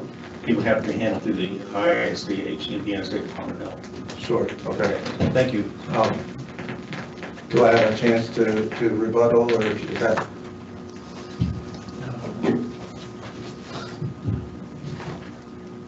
Go right ahead. Okay. Again tonight, you know, we're here in the capacity to help our neighbors provide service We want to be respectful of the area. I know there's a lot of Hammonds up here tonight. It seems like not that long ago, they put a cell phone tower on the property. I don't know what the workings were there and what the impact of the neighborhood was. It was before I was here. Also, I heard from another guy that, you know, respects me as a businessman, who also saw that property as a place to operate his business and wasn't allowed to at the time. And again, they saw it as a business opportunity as well. And to be clear, again, my realtor did tell me it was zoned residential in not only her listing, but the listing agent before that. But if you read the listings, they both mentioned that they're, you know, would be good for a business. Regardless of that, you know, I was told it was residential, and I understand that fully. That's why I'm here tonight. I want to get in the line. I'm not trying to do anything sneaky or preemptively. I'm looking for a place to go in this town. I did check Gnawbone. I did look through all the places. I knocked on doors. I asked if there's any space to rent. You know, and I talked to several people in the Gnawbone area. All were filled up. We operate east and west from mostly 90% of the works here in Brown County. We'll do Bartholomew and Monroe. So we need to stay along this corridor as much as possible for financial sense. Again, we're trying to liven the community, and I appreciate all my neighbors, you know, saying that, you know, they appreciate what I've been doing out there, and that they respect me as a person, and know that we're trying to run a great business. Again, locations are limited in this county for service-based businesses to operate. We got companies that I'm colleagues with, other electric companies, other builders, that they're running out of storage sheds. They're running out of their garages, and whether it was me here tonight or not, I mean, the infrastructure that we bring, the dollars that we bring in, are directly impacting this community, and we need a place to exist responsibly and legally. Like I said, I didn't buy this property to see what I could get away with. I bought it knowing the history and knowing that it would suit my needs to operate successfully. And that's really about all I got.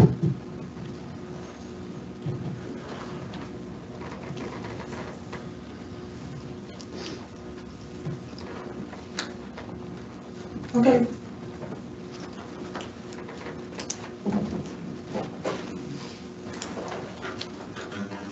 Board? Don't look at me, I already talked. Well, Andy's not here, so you're it.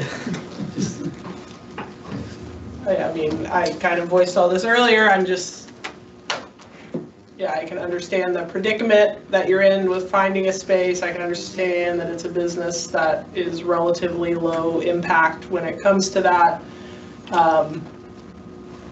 Yeah, you're based in the, you know, I get all that, but I also see the point of the residents, and in general, spot zoning is something we try to avoid because, as you can see, part of the case here tonight is the proximity of other similarly zoned properties. So once you start placing selectively around, other people can come in with that same argument of, well, now I'm the neighbor to this property that's zoned as such. So, yeah, I don't know, I don't love the GB rezone in this area. I understand the challenges of placing restrictions and having those be acceptable to you to be able, you know, there's also a thing where it's like, you've got to be able to run your business as well in whatever property you're in, so. I don't know, I'm still mulling it over in my head.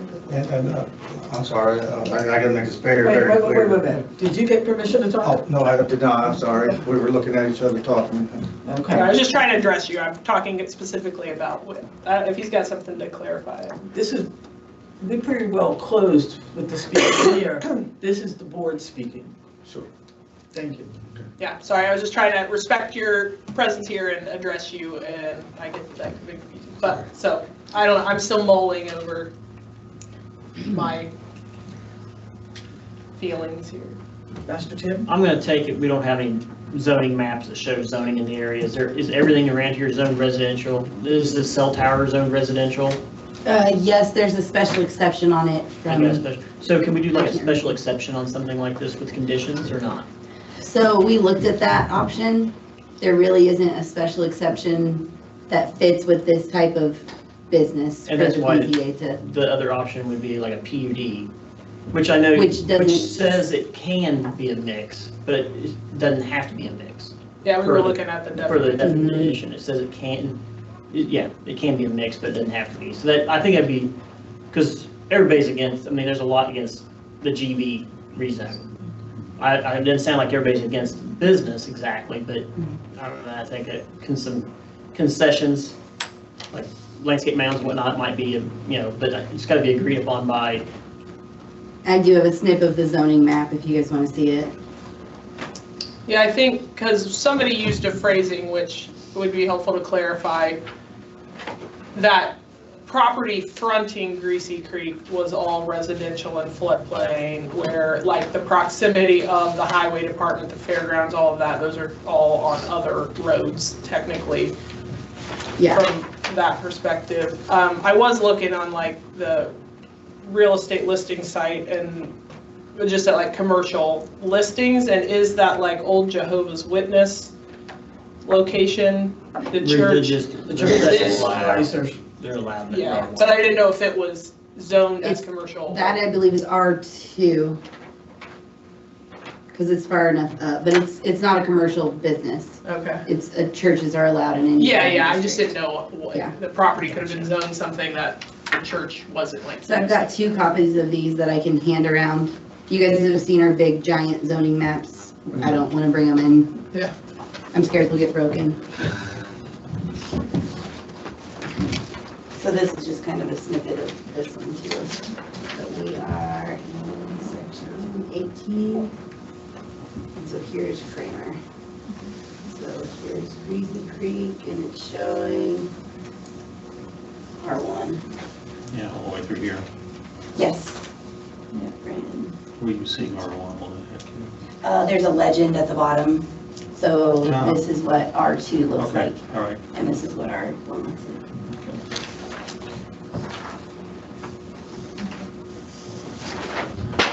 Oh.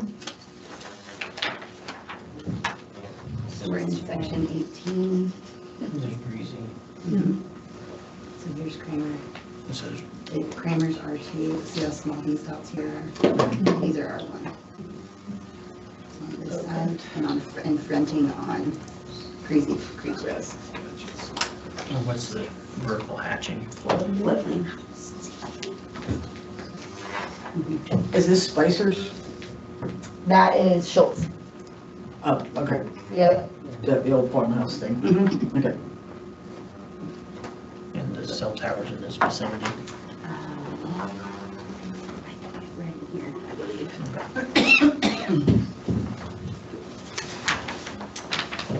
I'll get you copies of these too. If anybody else wants a copy of these, I can provide that to you. Since I can't pull up anything on the monitor.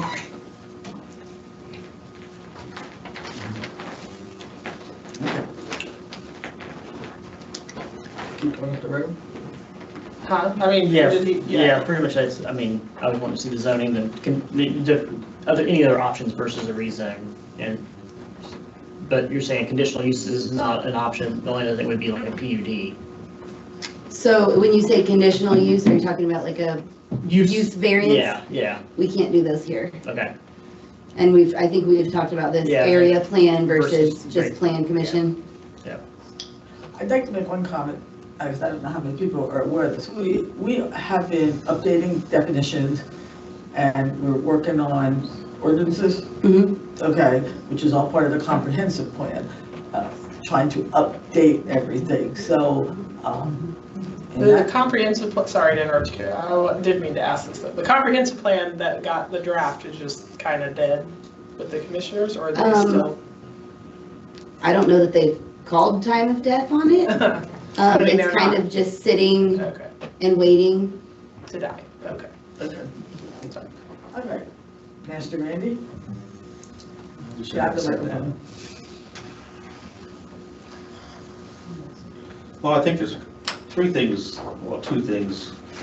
that I think really impact this. One is, a rezone is never to be taken lightly. That's a major issue for any planning commission to look at and to consider. And we're looking at going from residential to general business.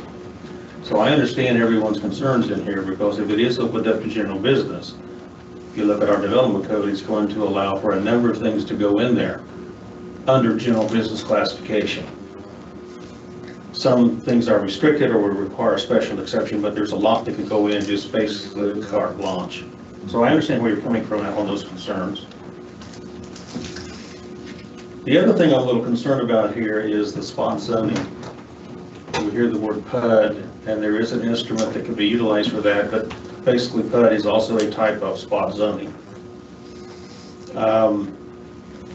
Spot zoning really kind of gives me some heartburn, and I think with most professional planners, it does as well. So you need to be very careful with that.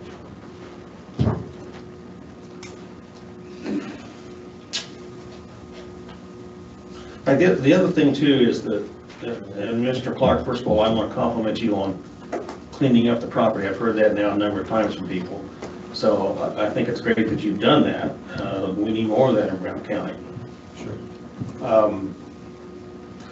The thing that kind of bothers me a little bit is the fact that you were aware of the fact that this was already zoned residential, but you did make the conscious effort to go ahead and transfer your business to that area and run it out of there, even though it was not zoned as general business.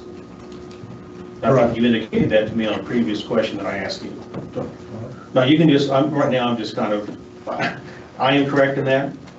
Yes, I was aware it was zone residential, and I was aware of the prior use, and I didn't know that it would be a problem to run the business here until I bought the place and was talking to the building department and said, hey, there was a complaint filed from the prior tenant.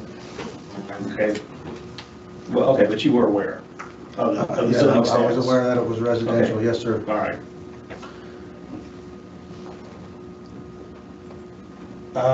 I'm kind of like Kara. I'm still cogitating on this.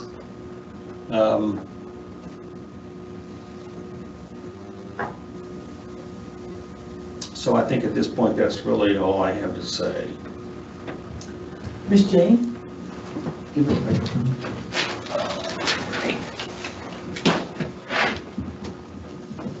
Well, I'd like to compliment you on what you've done to the property, for sure, and everybody in this room agrees with that it's greatly improved.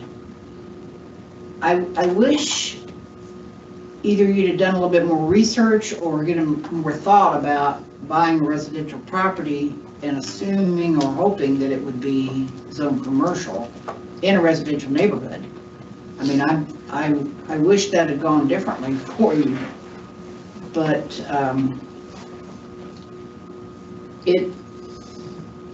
as it's been said in here, none of us really like spot zoning because there's a lot of it in this county, and we've tried to nip that in the bud and not allow that to continue.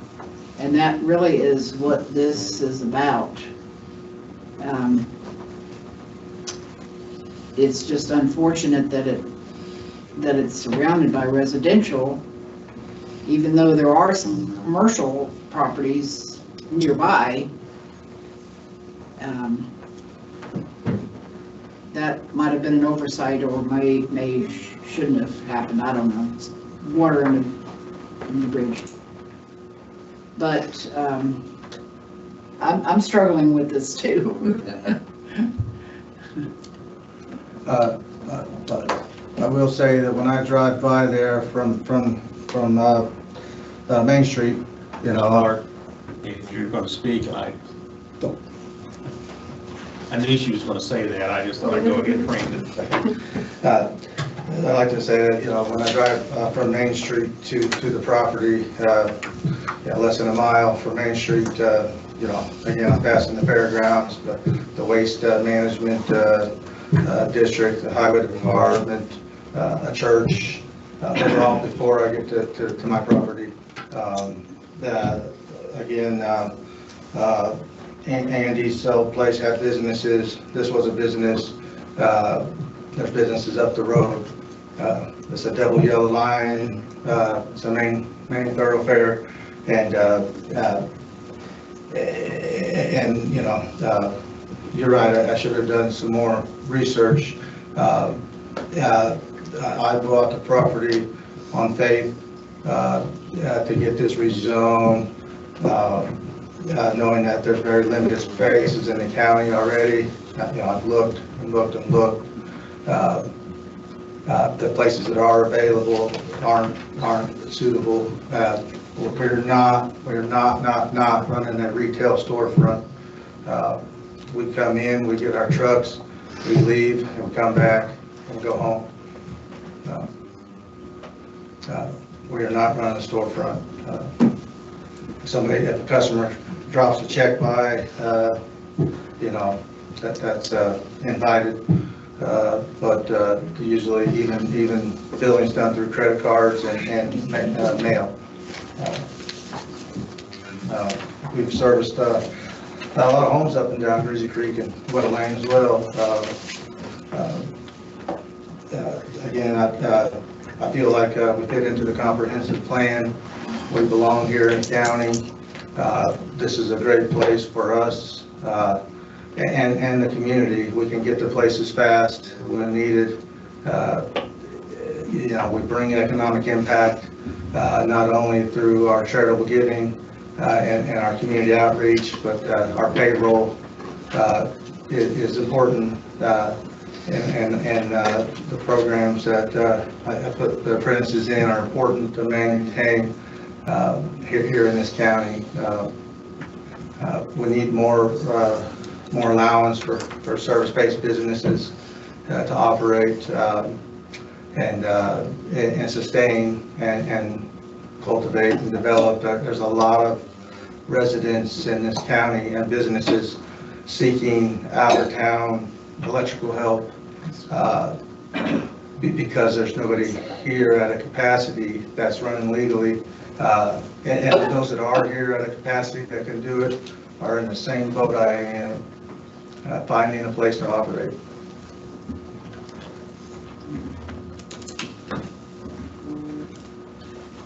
Okay, it's up to me now, huh?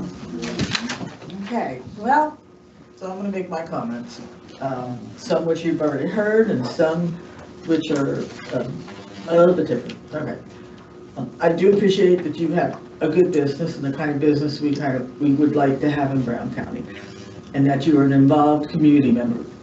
That is really good. But with the spot zoning and the number of tourist houses that we have in different areas, which those residents in those areas have had issues with too much business, if you want to call it that way, at the tourist house, and not enough residents or affordable houses so we can pull families into Brown County and young families. And also there's a lot of opportunity for, and I'm not putting down your business at all, but other kind of business that can be done in a home and nobody would even know it, you know, as far as working on internet services and commercial services, all done on the internet and stuff.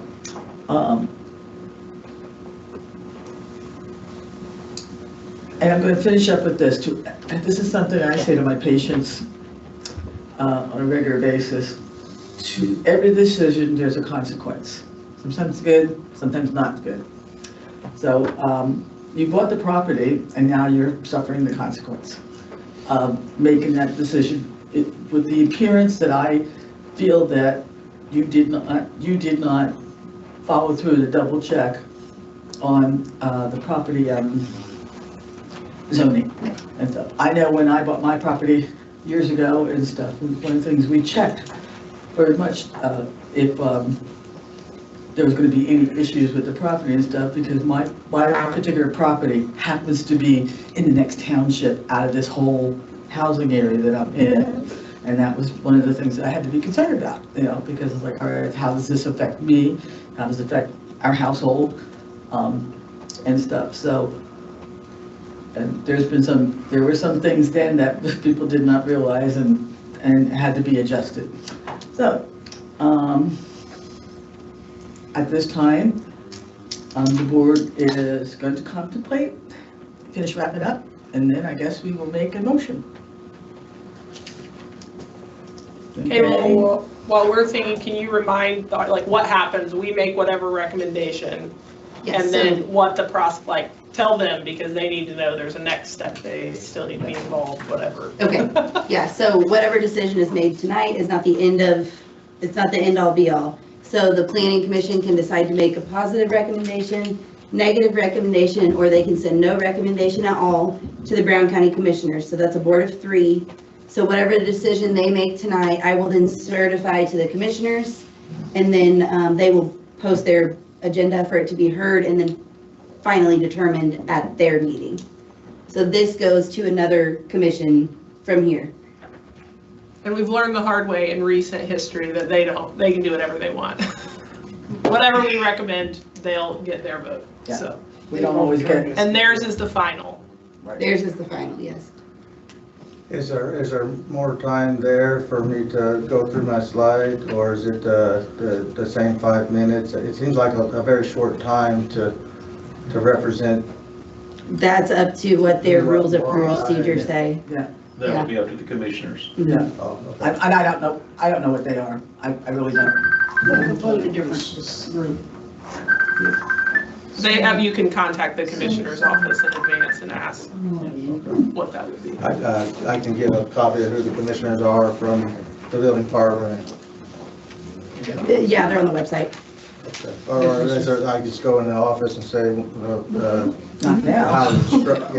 how's it structured, how the meeting's structured? There's at least the secretary that's in there during the day. When would this come before them? So we will certify it. I'm trying to pull up the calendar in my head here. So their next meeting will be the first Wednesday and then the third Wednesday of March. They typically don't hear rezones during the daytime meeting, which would be the first Wednesday. So I'm gonna bet that it would be the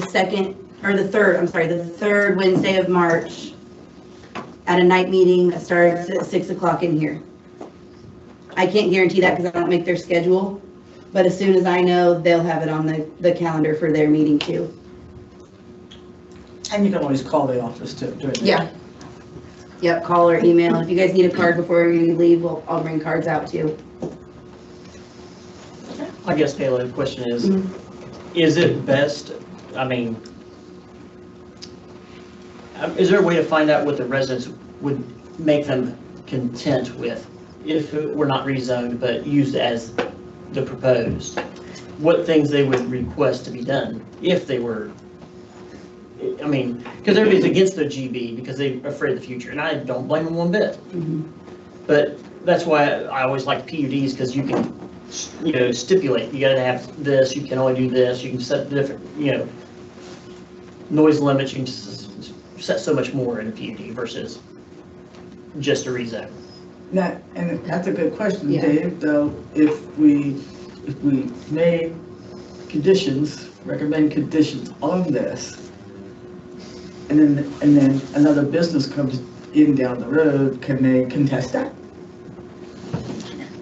Well, they can, but it's a condition. So it should be legally binding. Right.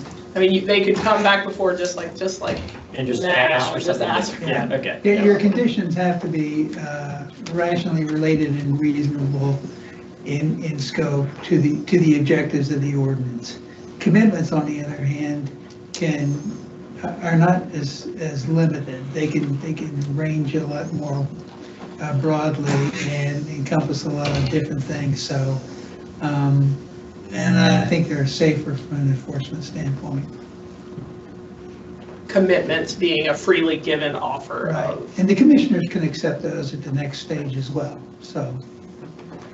So could we say, for instance, that, I think this group is scared of the general business thing. But if could we specifically say that it is service industry only, or, I guess we'd have to call it a service industry business. Service-based businesses? Service-based business only? Yeah, if that commitment were offered by the petitioner, the landowner, you could move this forward, subject to a written commitment being filed.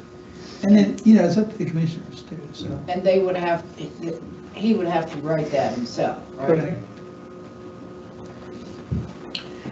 I would caution that we don't want to get too much into the granularity of this,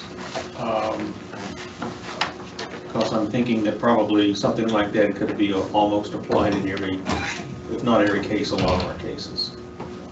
And I'm not so sure that's really a prudent move on the part of this commission. There's times I'm sure it may be verified, and times it maybe not so, but I would hate to be in a position to make that call. Like we said, I know and I know everyone up here takes change in zoning like this is a fairly serious issue for a planning commission to look at and consider. And it's not one we take very lightly, particularly when you're going from residential to a general business.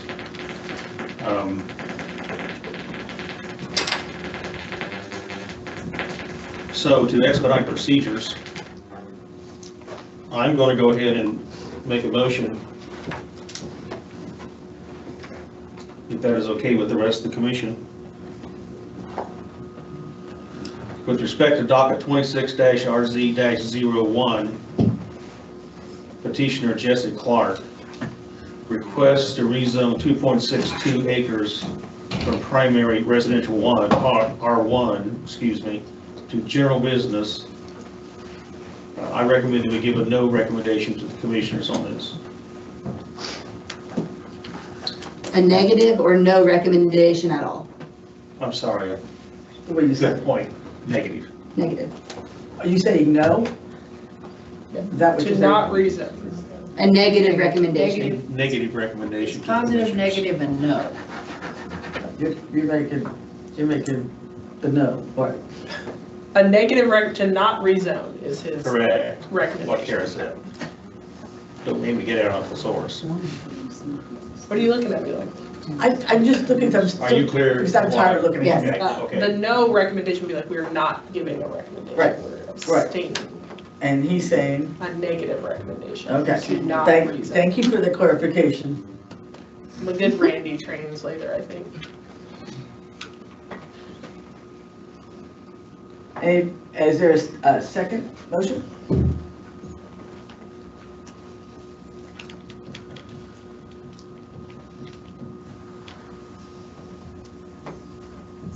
I mean, I want to ask the other, like, what other motion are the two of you thinking of if not seconding that motion? I want to pause for Randy's motion for a second and hear what these two are. You looking at me? Yeah, or and him, but he's not looking at me, so I'm looking at you. Just if you weren't I don't want to make eye to contact second it. here. I guess I would say I would recommend a no, not a negative, but a no. So to As not, opposed to to send positive. like a neutral recommendation is what you're saying. That's no recommendation. Right, that would be your motion, to not send a recommendation either way. Okay. Okay, and what are you thinking? I'm thinking, I hate to say it, but I don't like the GB. I prefer something with the petitioner meeting with the residents, coming up with a plan that hopefully makes everybody happy. Yeah. Maybe some Good landscaping. luck. I mean, some landscaping, I think it's some landscaping, I think there could be a meeting of the minds and something worked out. I think the GB opens it up for too much, but I hate to knock everything down just for, without hearing everybody come together and trying to work something out. Respectfully, as a homeowner, we've been promised that before. There's no enforcement. I'm going on 5,400 Sir? days of no enforcement. Sir, I'm the sorry. audience is closed. This is a conversation for the board. Sorry. And not that that stuff hasn't happened, but it's a different part of the system. So you still haven't really made an answer. Well, I said my thoughts, that's Yeah, just. well, and I also, I mean, this is a different business, a different place, but I also have a challenge with the commitments or the restrictions and then trusting that enforcement's gonna control that. And then also just businesses change, needs change over time. Like I know, for example, Bill Monroe has really come up against commitments that were made on the what was allowed on the property, the frequency of events in the past, and like how that's really affected their business ability to They would have to come back have a in order to profitable change it. business. I don't know if that's here or what, but and years ago that I heard this, so I know it's not the exact same thing, but it's like, to Randy's point, to try and get into this granularity that's controlling what's allowed, what's not. And it's really hard to know how those implications are gonna play out and then how it's gonna be, truly enforced in the future. Yeah, I would, but that's my hesitancy. I hate to just outright say that because I see the value of the business in the community. I see that, again, as from a specific nature of that business, it's much, less disruptive than things that have been there in the past or even what potentially could be there. But we have to look at the specific location. Yeah, if it makes it any simpler, I think it's, to me, what I'm really focused on is this is a clear case of spot zoning to general, from R1 to general business in an area that's surrounded by residential. So if I had to take it down to the one basic thing, I think that stands out to me more than anything else.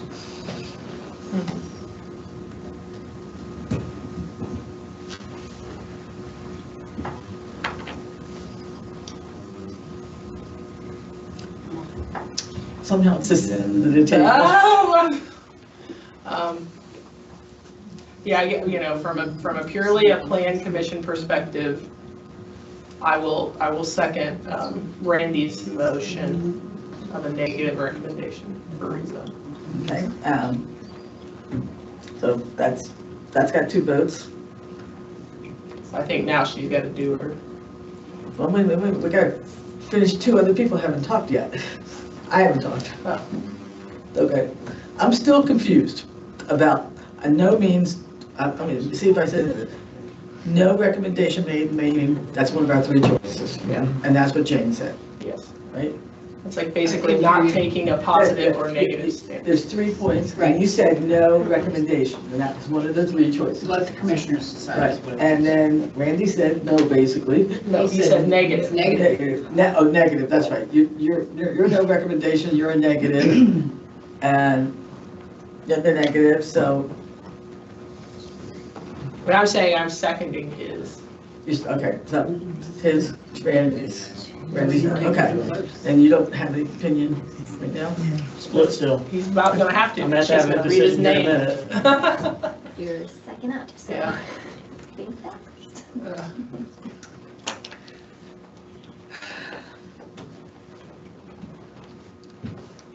Well, so far, that's the only one that's got two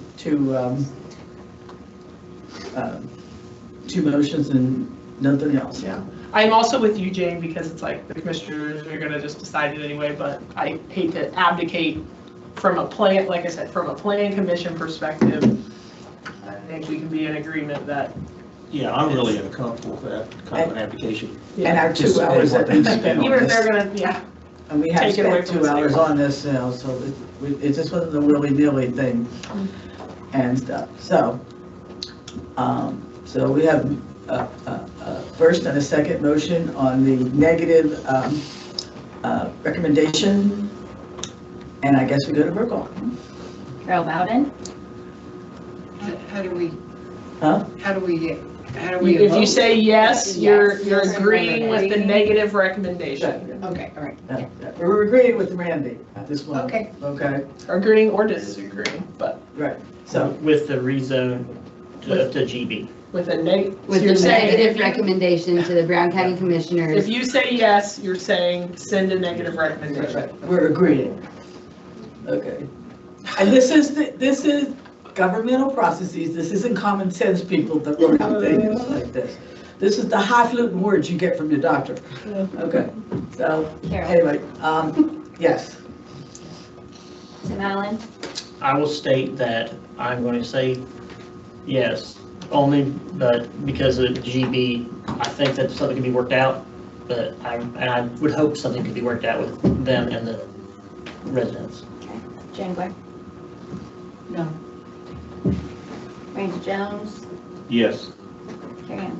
Yes. Okay, motion carries 4-1. And you will take care of getting that to the commissioners. Yes. Okay. Before anybody leaves, I'm gonna get business cards and set them out here, so you got our phone number and our email, in case you wanna know when the commissioners meeting will be. Well, we still have some meeting left. I know, that's why I want to look at the agenda. I just knew he probably had it printed. Gosh, it's always so tough. Now, y'all can stay for the rest of the meeting if you're late, but otherwise. Okay, well, my number is in front of me every day. Wait, this isn't right. Bye, Pete.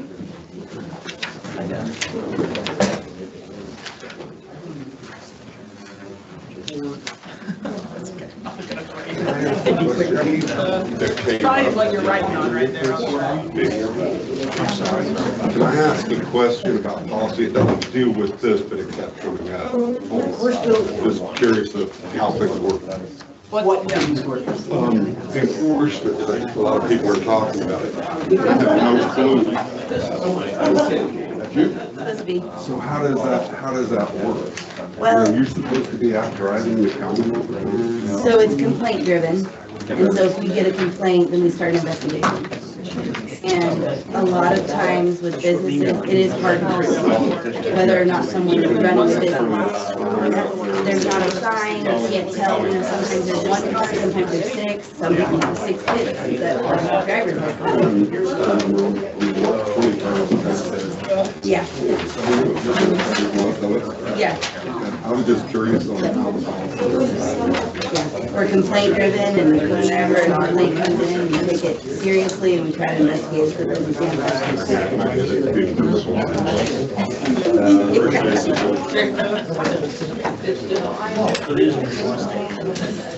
Well, Okay, if you're gonna talk, please leave the room because we have the rest of the meeting to carry out. Okay? All right, so we have discussions, announcements, and inspectors' reports. Does anybody have any questions on those? We don't have much to say on the financials because we only had 1 month. Yeah. So, No?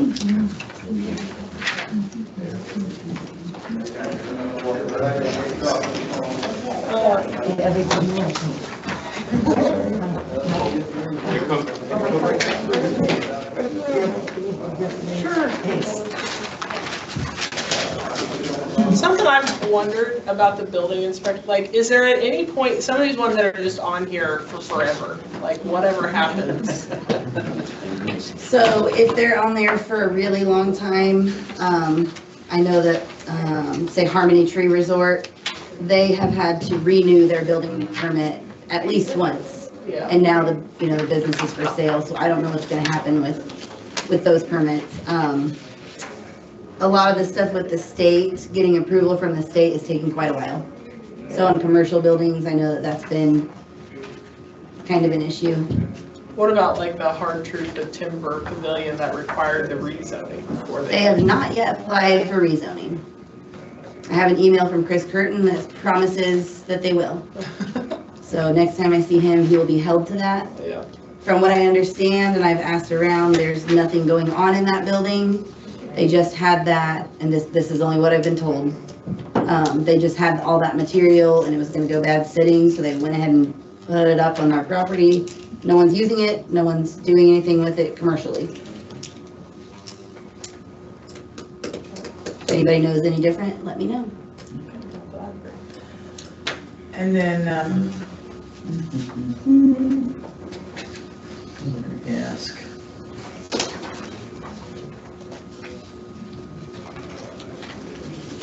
While Carol's thinking, back to the comprehensive plan, I mean, do we need to like do something to, I'm not like need to in the statutory sense, but like in the, okay, we did all this, what do you want? Are you talking about the hard truth thing? No, the comprehensive plan. Oh, okay, yeah. I think we're just dead in the water That's there it. at this point in time. That's a good question. I know we've got one commissioner who doesn't necessarily like the plan, how we got to the new plan, anything like that, so They can accept it, they can reject it, they can leave it sitting for 20 modify years it, if they they can want. let it die a slow death. I mean, it's pretty much up to their discretion. Okay. But the bottom line is, we know it needs to be updated. Right, yeah, like how's that one, what's there worse than what we already have, but, Right. okay. And in the format that people can understand it too. Correct. Would you guys like for me to ask the Board of Commissioners for Yeah. a formal update on the comp plan? I think it would be good to, Yeah. I think that would be. and if it's that, oh, this isn't sufficient, it's like, all right, well, then, now what? Like, okay, what money, what, Let's talk about like, it. yeah, what's next? Yeah. I mean, we have the town board moving on.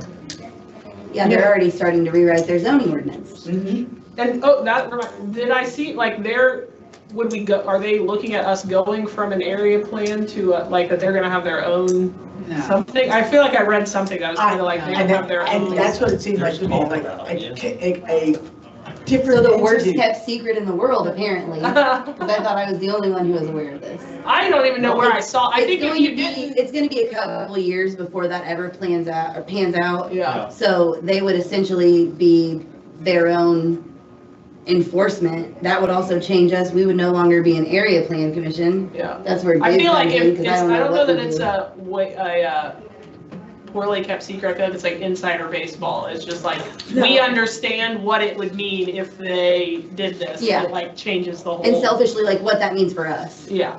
Because we would have to change our rules of procedure, the way that we work, where we get our members from. Yeah. A lot of things would change for APC Yeah, and it would BZA. have- it would have, but there is such a thing as a municipal planning commission, I believe, under statute, right? I don't know whether the town over here would qualify as municipal, but I assume it would. But the way Yeah, I there's understood it, municipal, metro, area, and the way I, advisory. right, the way I kind of heard it was just like saying like a complete entity unto themselves. Yes, that's what I read, So, yeah. but It must have been in a Democrat article. That's literally Must the have only been. place I can imagine that I. Yeah, because it I was, yeah, that was. read it somewhere. It was. Yeah, so, Okay. But yeah, I'm sure it will take a while to. Yeah. Oh, we move quickly. Well, hey, the town's doing it, so maybe. I want, we don't have anything on the docket yet for next month. We do, we've got we did one of these, it's been a couple of years now, on Sam's Hill Road, so it'll be a one lot minor subdivision Okay. to make a buildable lot. So it was, road? the last one we did was on Sam's Sam's Hill. Oh. So Oh, it's- this one is on Sam's Hill or? No, the Oh, last one that we did Okay. previously. This one is on Sweetwater Trail, I think. Yes. What hill? Sweetwater Trail. Oh, Sweetwater Trail. And it was a 2 acre tract that instead of being platted as 2 acres before 78, was platted in like March of 80. So they missed, Yeah. so, yeah. Love that. All right. Dave? Do you have anything? I do not. I did have had some conversations with Mr. Nixon about coming in and applying for a subdivision. And I think I'm going to have to prepare a complaint and send that to him to see Who? if that, Joe Nixon. Salty Sage. Oh. Yeah. Did you get a response from him? He asked me some questions, and I think the best way to answer him is just to send him a draft complaint and say, I'm going to file this if you don't file your subdivision.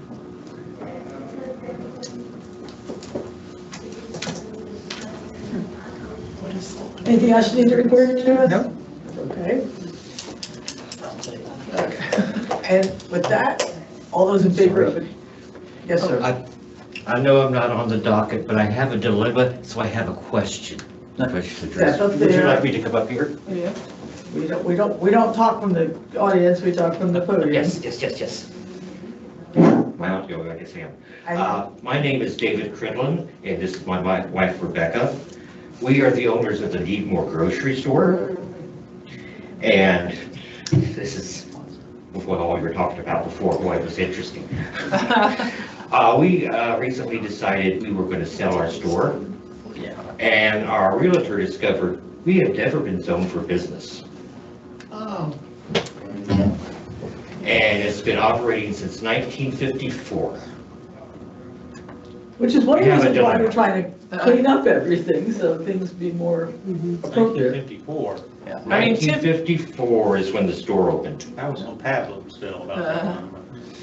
But It yours, was Lawson's Point, Red and Dean Lawson to begin with.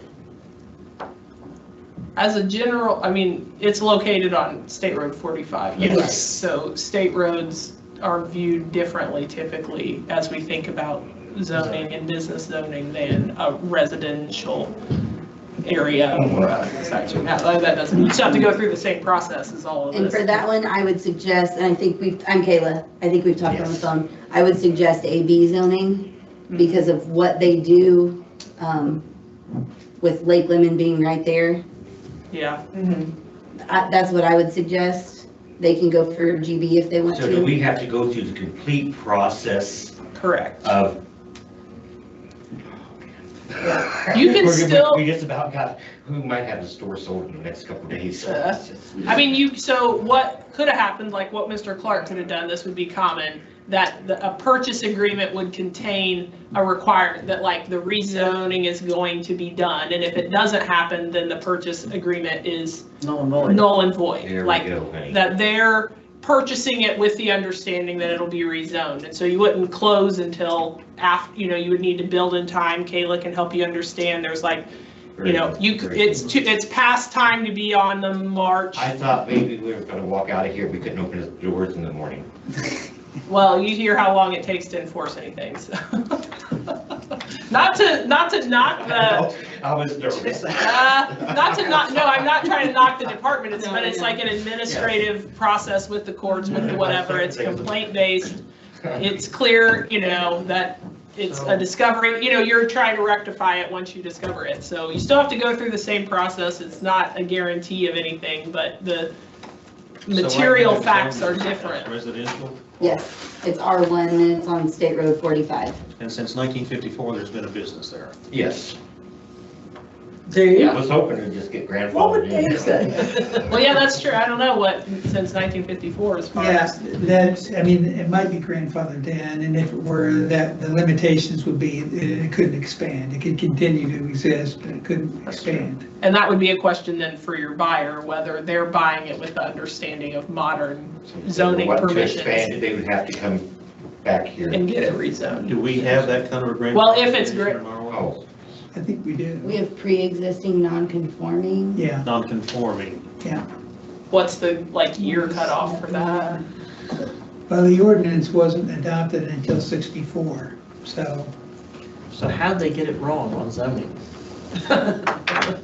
It's kind of, Seems like somebody made a mistake. I think here's what, people really don't know what's all around the county. They think, people really don't get out and around and see what's there. So, and then nobody ever checked the map after. I mean, say, They just made assumptions. It's been here, how'd they miss it? I was just as shocked to learn the zoning as I was telling them and their realtor.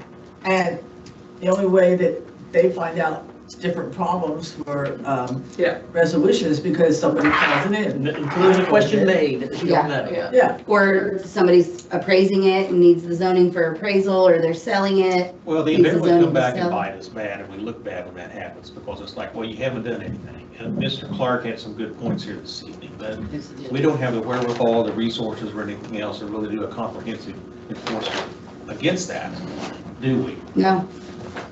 Yeah, I wouldn't like. So we need to contact you and tell them we got I can problems. see both sides. Are you working with a realtor, you said? Oh, yes, carpenter. Okay. I mean, I would recommend like that they reach out to Kayla. I mean, it's gonna have to be, if you have a buyer potentially lined up. you need to- We were told that they were going to negotiate.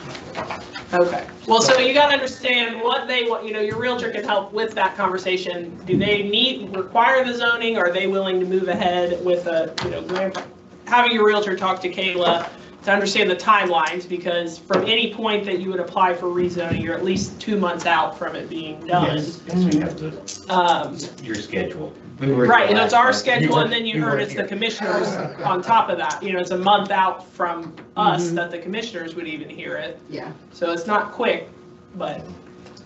Well, that brings up a really good point, that someday I think we're going to have to discuss this issue of how do we handle these when they come into us? I mean, what do you do? What do you I mean, mean? how many options do we have open to us?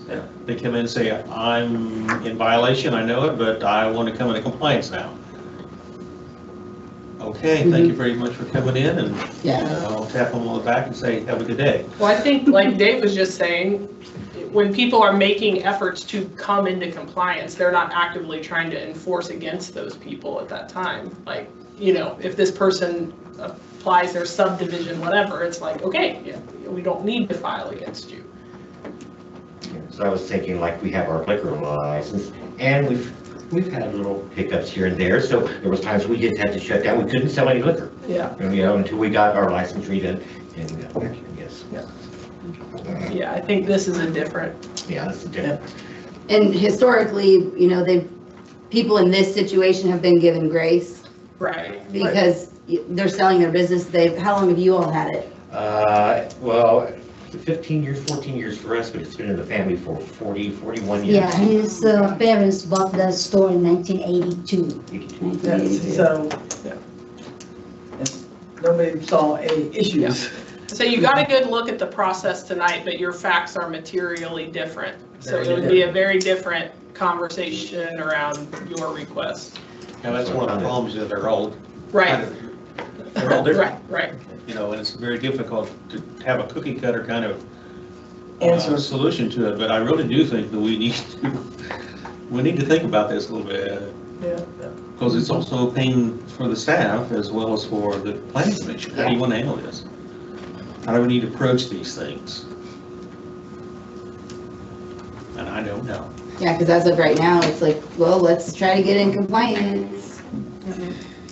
That's the big thing, get into compliance and then Well, I think, allowing. is there some way you document that, like, whatever what'd you call it? Something Pre-existing, non-conforming. Non-conforming pre-existence.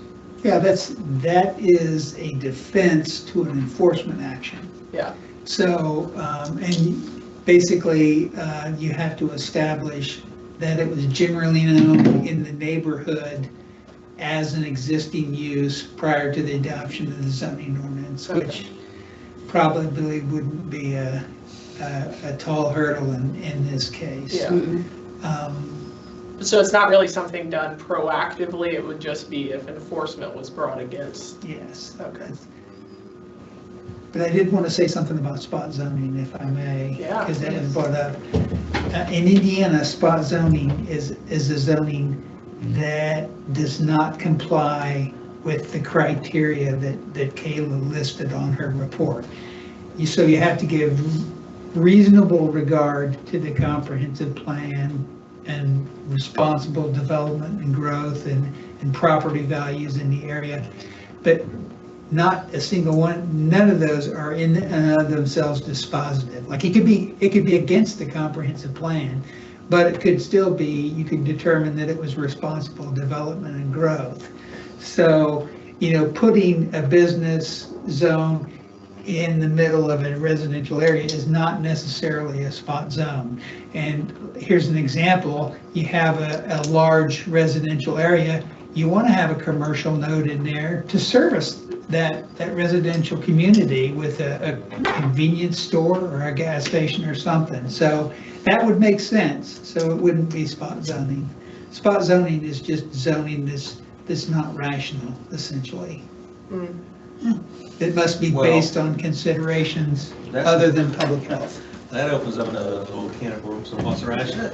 Well, but yeah, kind of like the service. farmhouse up there on Spearsville Road, and you got Gatesville Store, and you got, I mean, just, they are great little businesses. It's great to have them, so we need something that's there. I mean, so I think that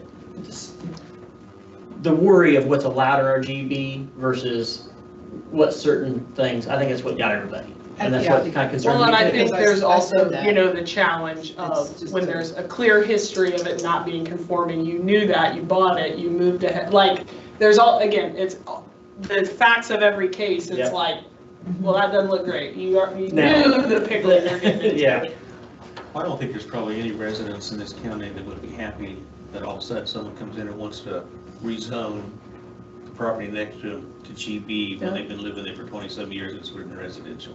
Because they know, I mean, or they will know what that opens up. And that group does know because of Hard Truth Hills. True, yes, right. They have a very clear example of what happens. They do. So maybe that begs the question that maybe we should tighten up a little bit on what's allowed carte blanche under general business. When you ask the commissioners for an official update, I mean, they know this is what's like frustrating, but it's like, we can't, for us to go and try and address all these other things, it's like, if there's not a comprehensive plan there and give that framework, there's not They're really tying our any- hands behind our back. Right, and you can give examples of businesses are coming in, there's not clear ways that they fit into the ordinance. Like, we want to, what are you like? Yeah, I think you should get rid of telegraph office Right. and put it in the general contractor. Yeah, exactly, yeah, I mean, it is, this is clearly a problem here, and it is like a gray area that you just have to put them into the, like, more permissive category because there's not a better match. We can only go by the map we have. Right, exactly, yeah, the map and the table that we have. So, sorry, we got off track. Did we answer your question? Well, you've had an interesting mix of right evening to come. You did. Okay, so. But of course, very different situations. Yes. Yeah. No. All righty. I think, well, she was asking Kayla, what do they need to do? I think like Apply for a rezone. You guys have that paperwork, that packet, right? Right here.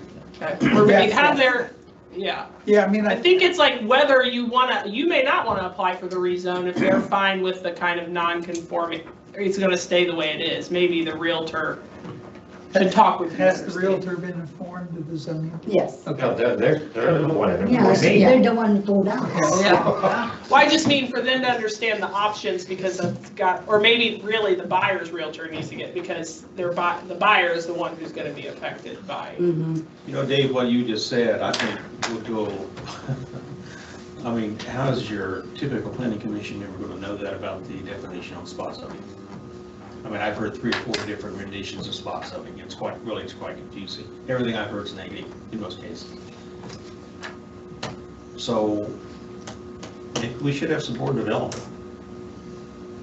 from our legal counsel on certain subjects that we would like to have as clarification, or this is my interpretation of what spot zoning actually consists of, what you need to look for, that type of thing. Yeah. Be happy to. We all used the term tonight, I think, just about all of us. Yeah, well, it was brought up numerous times, and I'm sure you wouldn't find 2 people out there probably who would agree on exactly what it means. So I think it's really important that we know that. We're hearing what our legal counsel is telling us what spot zoning actually consists of. Keep sliding it over here, Carol. Okay, so I just, Oh, crap.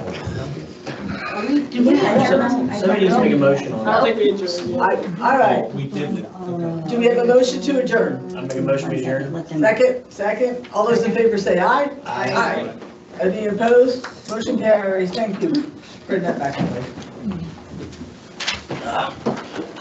I'll thank you. Let her in the meeting. Can you give me just 1 second? I mean, this one.